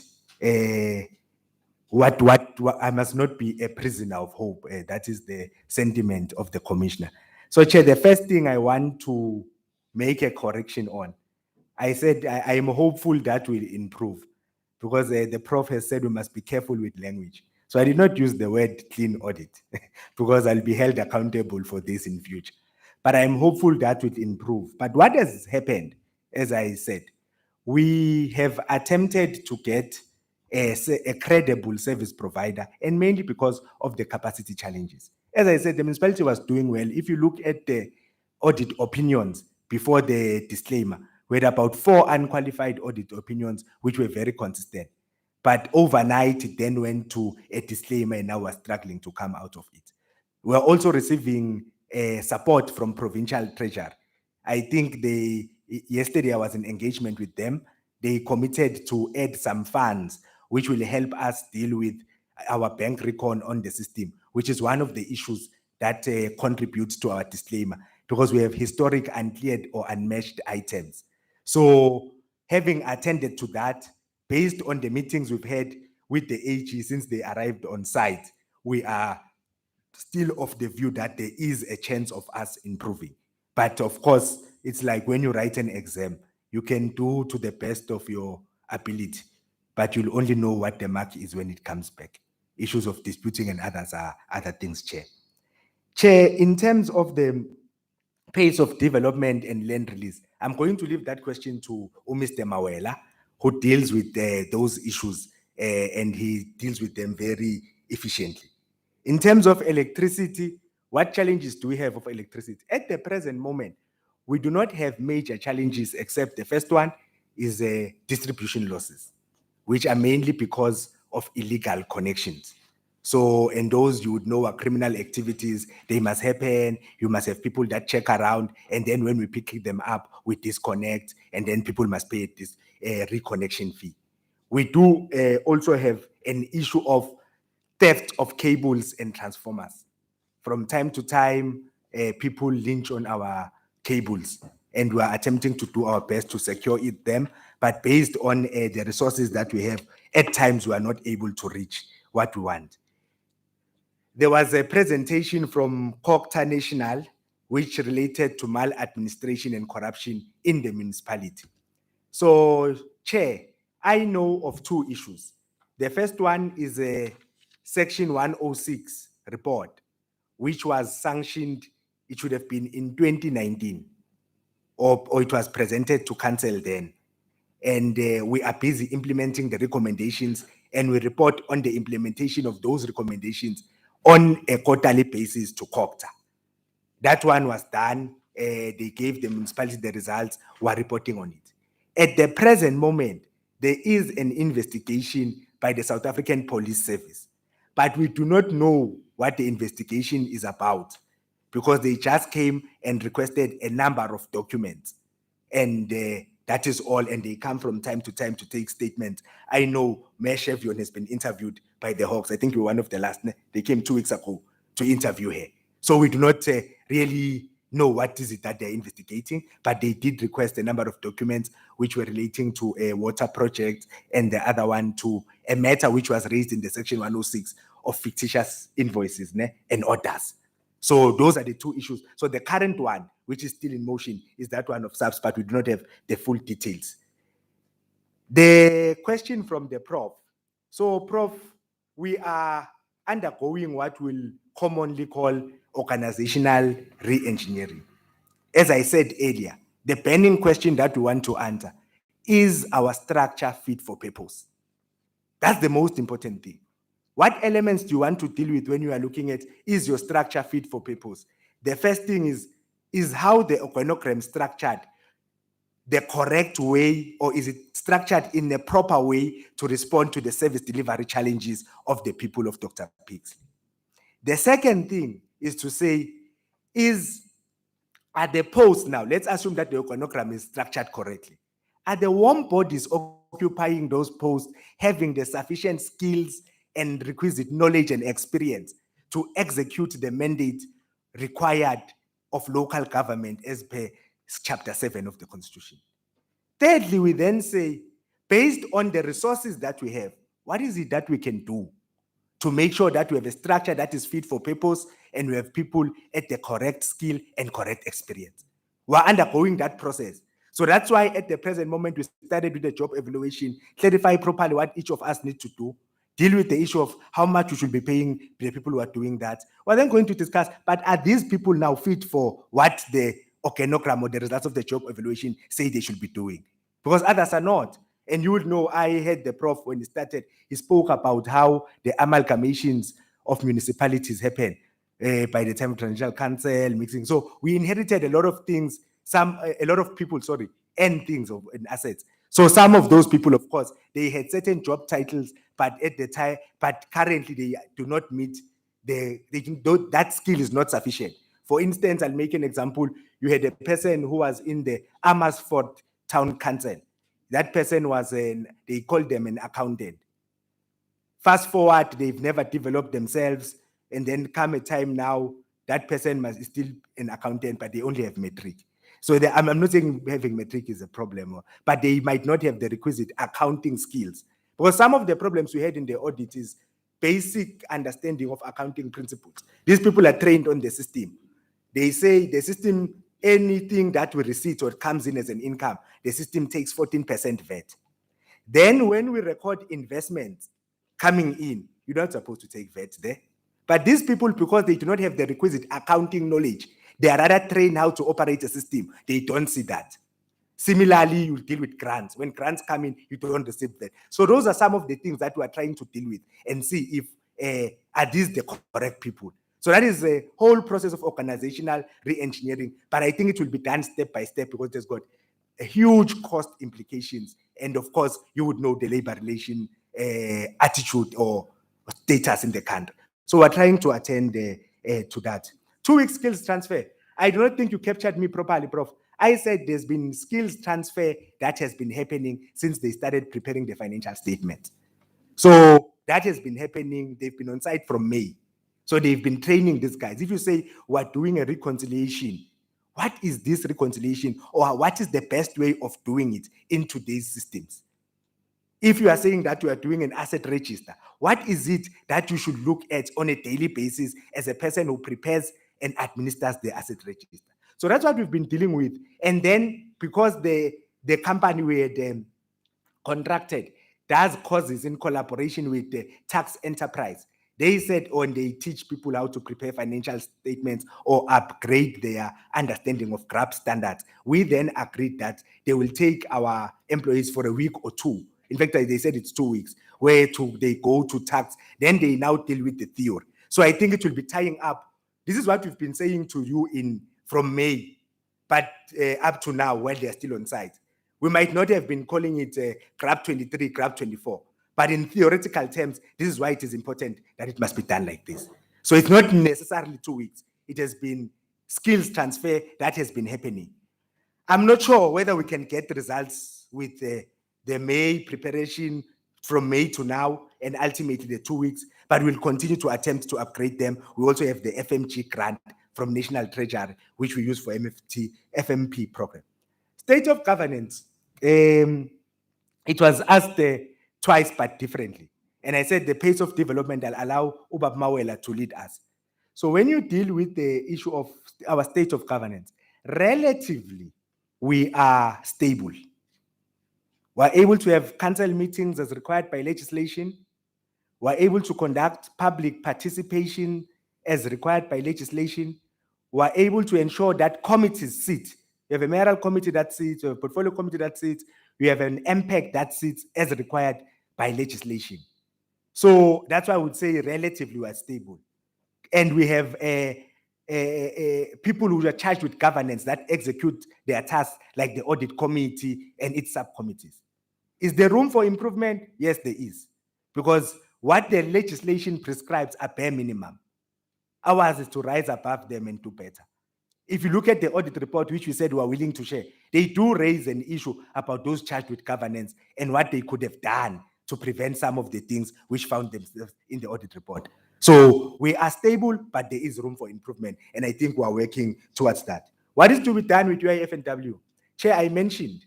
So I think the commission would know that in dealing with these matters, we are guided by Section 32 of the MFMA and Circular 68.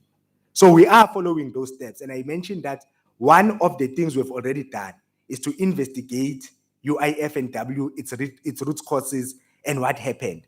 And that report is now in front of MPEG. It must then go to council, and that is when council will make a decision whether they are going to recoup the money or write off. The report does have recommendations. MPEG is reflecting on the recommendations if they are sound and consistent with legislation, and then the report will go to council for finality, and that's when we'll have the verdict. Are we going to recoup or we are going to write off? Thank you very much, Chair. I'll hand over to Mr. Mawela to deal with the issue of land and making land available to our people, and then Uses Shevion to deal with the question on water, because she is our manager of water and sanitation. Commissioner, 21 minutes of the 30 minutes engagement time has lapsed, but we are 25 minutes ahead of schedule. Thanks. Thanks, Mr. Mokako. You have 10 more minutes. Yes, fine. I have handed over to Mr. Mawela.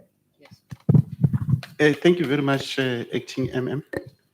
And good day once more to the commissioners and the attendees. The municipality, as required by Special Development, Special Land Use Management Act, has been able to adopt a special development framework in 2020, which is Pluma compliant. And we are currently at an advanced stage in terms of the development of a land use management scheme of the municipality, because previously the scheme was only confined to Forecrest as a town. So the wall-to-wall scheme, it's at an advanced stage in terms of its development, as we are being supported by COPTA and other provincial government departments and the district, so that we can finalize the land use scheme, which will be able to address the land use within the municipality.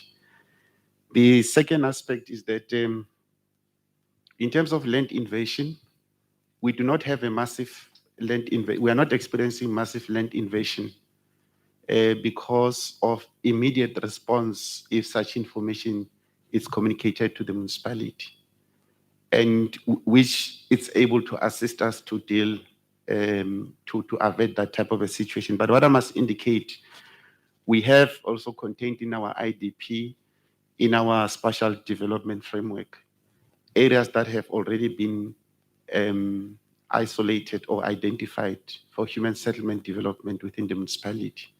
And most of those areas, if one can summarize, it totals to over 4,000 new sites that are going to be made available for people within the municipality.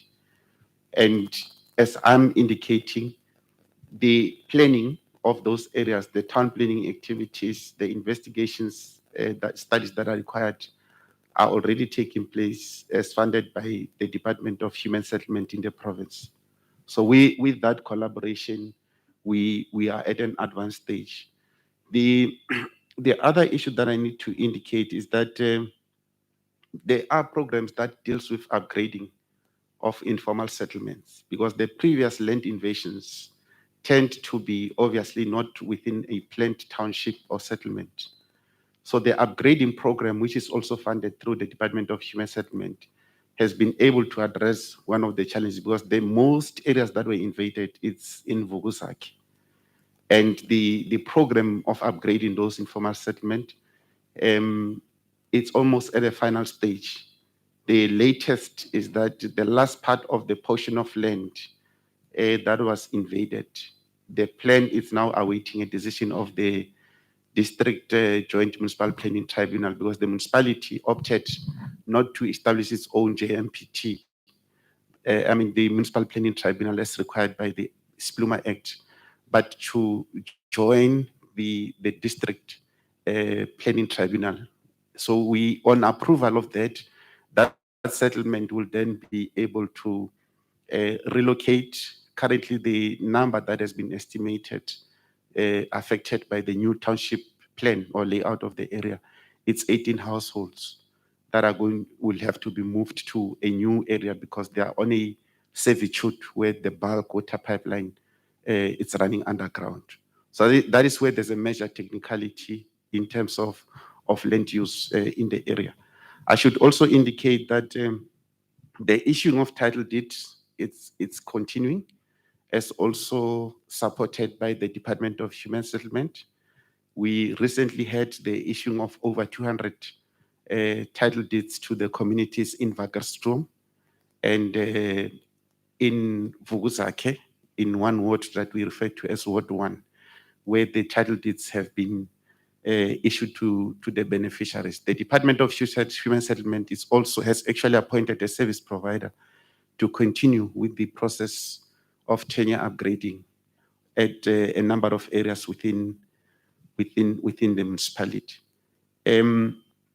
Lastly, Chair, I should also indicate that there's construction of low-cost houses for beneficiaries within the municipality. It's proceeding successfully. Most of those houses are built on sites where people are already occupying, where formalization took place and township establishment has been effected.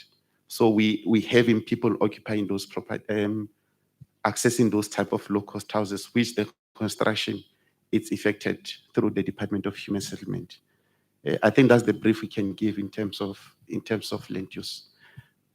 Lastly, there's also property land that is owned, which are farms that are owned by the municipality, which all of them are being leased to local community members on a 3-year lease agreement, where they are expected to be conducting agricultural activities on those farmlands that are owned by the municipality. Thank you.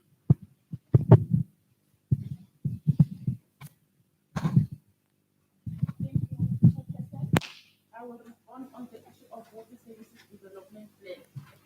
So our water services development plan is outdated since 2014, but we have started the process of updating it through the assistance from the Department of Water and Sanitation and MISA. So the updated document will be presented before the council around December. Thank you.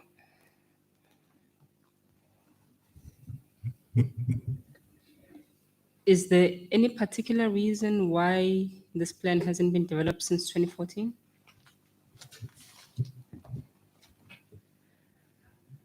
Thank you. We had no capacity at technical services.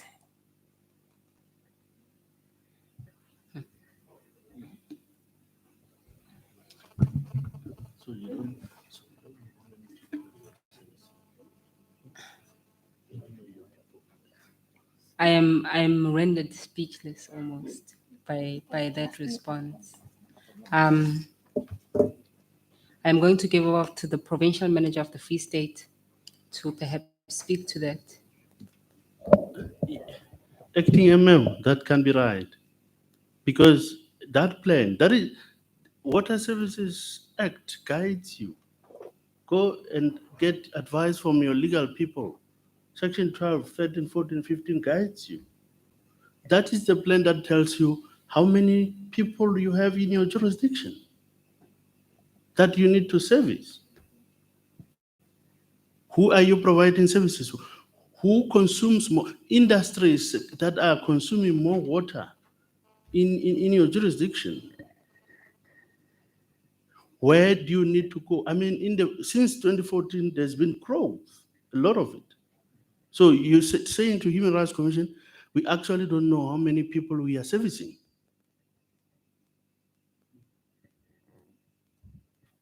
Because it says to you, you plan, you say, this is the capacity of the municipality, this is what we are offering for now.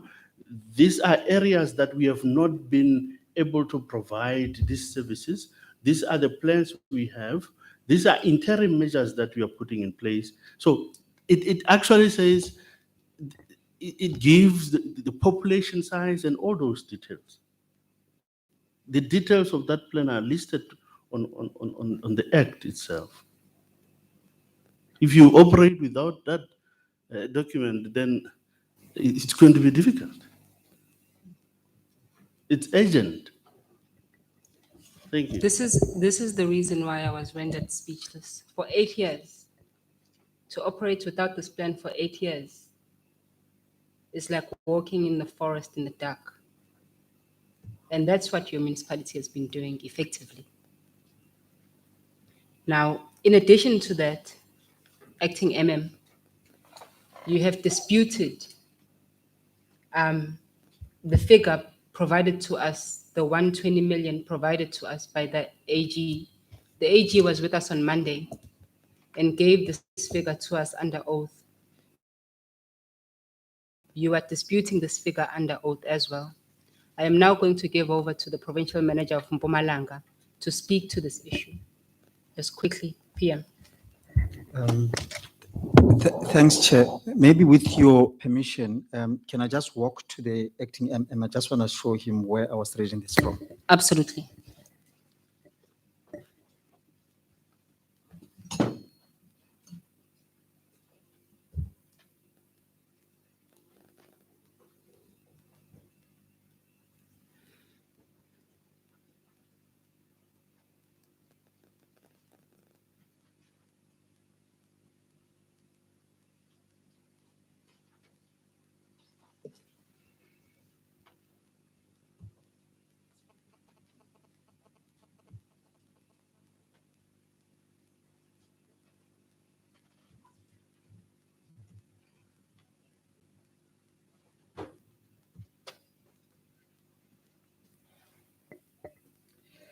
For the benefit of the record, could you kindly speak to this brief conversation you've had with them, acting MM, PM? Thanks, Chair. Chair, I quickly showed the acting MM a page in the AG's report. In the panel's record, it's in bundle A of day 1, page 106. A number of municipalities are mentioned there with amounts which the AG has indicated, and I'm reading from the page. We do not know what was done with the money from receipt to bank balance. And Dr. Pixley Isakaseme municipality is one of the municipalities mentioned there with an amount of 120.4 million. So I've showed this to the acting MM. Now, I would like to request, Chair, that perhaps to deal with this issue to completion, when the municipality completes their presentation, the team remain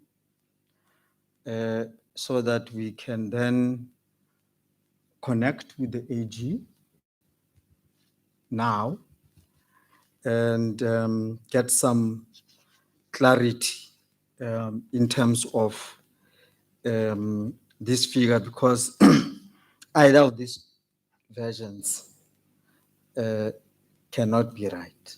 So we need to clarify that on the spot for the record. Thanks, Chair. Acting MM, having seen this figure in this report by the AG and noting that this figure was provided to us under oath, I'm going to give you again the opportunity to speak to this and inform us if your position is still as it was earlier. No, thank you very much, Chair. Chair, if you'd recall, I started by saying it depends on what the AG means by unaccounted for. I even made an example of a bottle that would have gone missing. So, Chair, these are issues we are aware of. These are issues of reconciling items in the bank record. When I spoke about the issues that contribute to our disclaimer, I did mention that they are historic non-reconciling items. So you find that I do not necessarily agree with the figure that it is at 120 non-reconciled items at this point in time, because part of the help we are getting from provincial treasury is to be able to reconcile this item. So what is it that happened? And maybe that is why they are saying it's unaccounted for. You have a situation where a bank record was not done properly for quite some time. Then you have a 1,000 that went out of the bank, but we are not sure whether that bank, then there was something of 1,000 that was recorded to have bought. Was it a computer or was it a pen? And that is what we are busy with at the present moment. As I speak to you, Provincial Treasury is going to give us almost R1 million for Dochame, the company which we have contracted to do our financial statements, to continue with the reconciling exercise in the bank record. I have documents to that effect. So if they are unaccounted for, means that 1,000 bought something, but we are not sure whether it was a sanitizer or a pen as per the records because there was no reconciliation. That's their definition of unaccounted for, which I do not agree with. Very well, Acting MM. I am going to grant the request by the PM to verify these figures with the Auditor General, and you are therefore requested yourself and your delegation to not leave the venue until we have resolved this issue of the figures, if you may, Acting MM. In addition to that, I would like to raise this with you.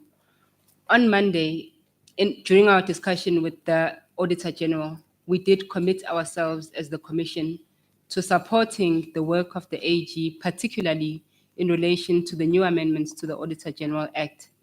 And these new amendments, amongst others, empower the Auditor General to issue certificates of debt to accounting officers on the basis of material irregularities. What that means, I understand, Mr. Mokako, that you are the acting MM, but as the accounting officer, you will then be liable in your personal capacity for material irregularities within this municipality. I will pause here and you will be offered the opportunity to make your closing remarks, acting MM. I am going to just check with the provincial managers in particular if they've got any follow-up questions. Commissioner Sbanyoni and the Prof.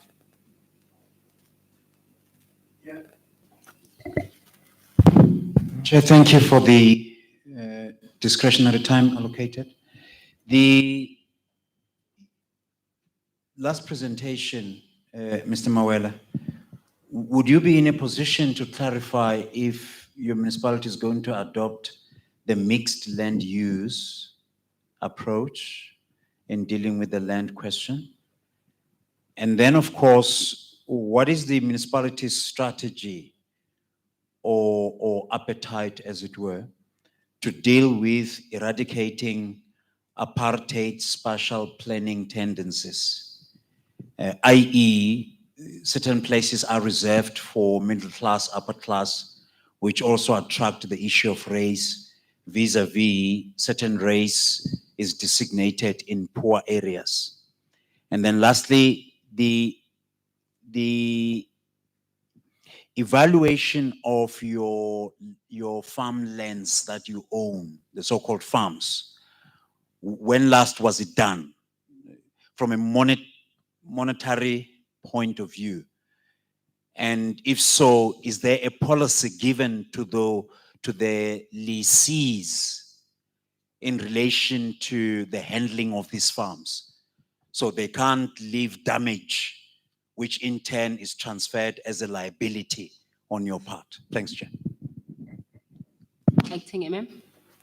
I will hand over the question to Mr. Mawela. The land use that is our aspect on the subject matter. Thank you, Acting MM. Thanks, Prof.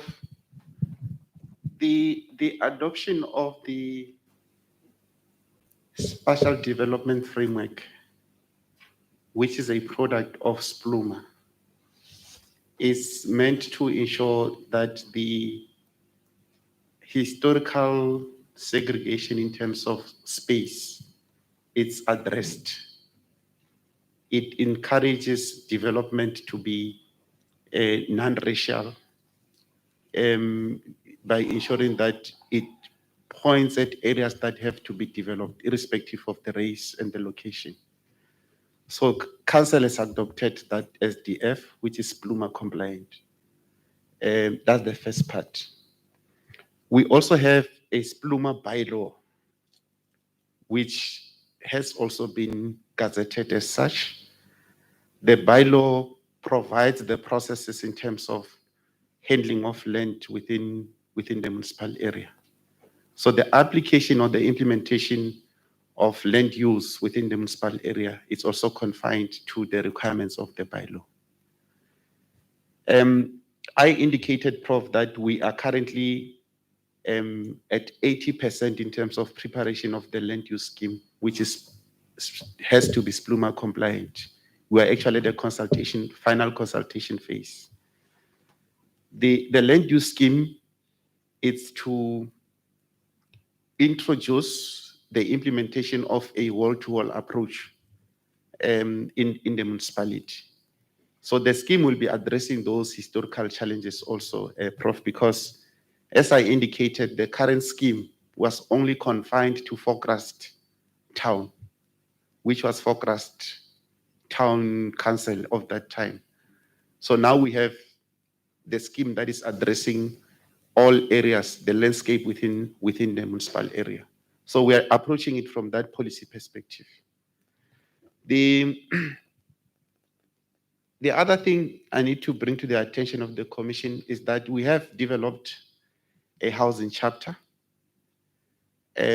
which gives the current status in terms of the housing needs. Obviously, that is informed by land availability. So the housing chapter has been developed in the current financial year, in the current year, 2021. In the next council sitting, the final chapter will be presented for a decision by council, that is adoption.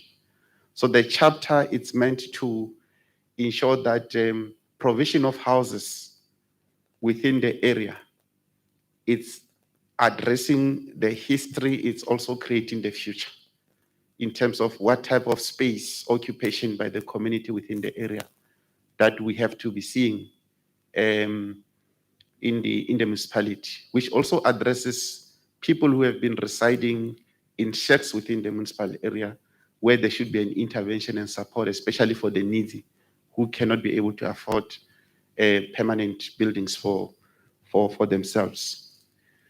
Prof, I think the issue of valuation, the municipality has a valuation service provider who is conducting property valuation, which every asset of the municipality, especially credible assets, as in land, they have been evaluated and a valuation roll has been produced. So we do have a valuation roll which is updated because it's also required in terms of the MFMA that we should have a valuation roll for a specific period of time to be up to date. So the valuation roll is also applicable to the farms, the sites that are available within the municipality. We are able to give a figure to say, this is the value of this land in the municipality. Same applies with the farms, as I've mentioned, that we are able to have that because it's part of the assets of the municipality, which is within the valuation role. The leasee, Prof, they sign a very stringent lease agreement, and the process of leasing the farm goes through the governance structures of the institution until council gives an approval to say this applicant can be granted a lease of this land or a lease of this farm to ensure that there's no biasness because there's interest around that field. So we have a lease agreement which stipulates the terms and conditions in terms of utilization. When you receive the farm on commencement and when you exit the farm as soon as your lease period lapses, whether you would want to renew, whether you would want to continue, the lease agreement stipulates all those issues, including how a very soft issue, how do you handle the fence that you found in that area, in that farm, to say, how do you take care of it to make sure that the demarcation of the farm or the plot is not affected by the neighboring land farm owners. So it's a bit fine and detailed in terms of that. Thank you. Thank you very much, Mr. Mawela. With that, colleagues, we've come to the end of your presentation. I will now give over to you, Acting MM, for your closing remarks. Thanks, Chair. Before I just give the final closing remarks, I want to check that in your presentation that you received from the Auditor General on Monday, did they indicate to this commission that in the end of the 2020-21 financial year, they did run their tests on Dr. Pixley Gaseme for material irregularity as per the amendments in the Act, and the results they communicated to us was that there is none? And why would they have to run those tests? One of the criteria is that you must have successive disclaimers. And unfortunately, it was our second successive disclaimer. So I just want to check that, then I close up. Thank you very much, Acting MM. Let me give over to the Provincial Manager to respond to that question. Thanks, Chair. No, we did not have specifically a submission in respect of that issue. I think what we were more concerned about was their audit outcomes for the period under review, and what really concerned us, and we have raised this with all other municipalities you have seen listed with PICS, your municipality, was the outcome they were presenting of municipalities having so huge amounts, which they have not been able to account for to the AG. Because if you're not able to account for such monies, that's a problem. Thanks, Chair. Acting MM, your closing remarks. Thank you very much, Chair. I am a little bit comfortable now. At some point, I was not. No, it's fine. As I said, we were tested for material irregularity. Our senior manager is Mr. Bongmusa Zikali. He came through, he said he did not find any. So at the present moment, there is no certificate being prepared for me, Chair. But Chair, thank you very much for the opportunity. I hope that we will have the interaction with AG and clear the definition of unaccounted and what I thought could have been missing, but let's have that discussion. But thank you very much. We leave the forum wiser in wisdom. We have learned a lot. We have identified gaps and areas where we need to go and improve. But indeed, it was a valuable experience. In fact, I was saying to Usesi Tobile yesterday that this is the second time I'm taking an oath in my entire life. The first time was when I got married, and today is the second time. So it was very scary. When I was told that I'm coming to take an oath, I said, but thank you very much. It was a very joyous experience. Yabo. Mr. Mokako, thank you very much. Your time is not yet over. As indicated earlier, I have granted the request by the Provincial Manager to engage with the Auditor General, and therefore you are going to be released, but you are still under oath, and you may then be requested to come back to the witness stand in order for us to finalize this outstanding issue. We do congratulate you on the recent examination in which you were not granted a certificate of debt, but as you know, this is not it wasn't an event, it's a process. And we will definitely be keeping a close eye on the books of your municipality. We wish you all the best. For now, you are temporarily released. Thank you. Thanks, Chair.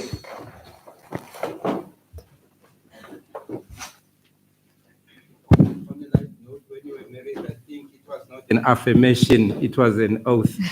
Today you took an affirmation.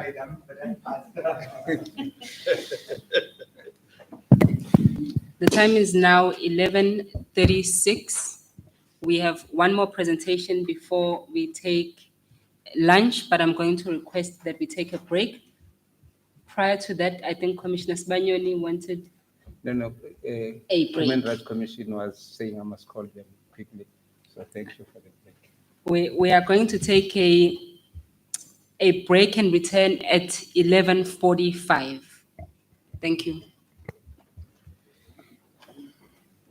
Oh, it's Advocom that they wanted to talk to me quickly, so it was a blessing to get with them so that I could.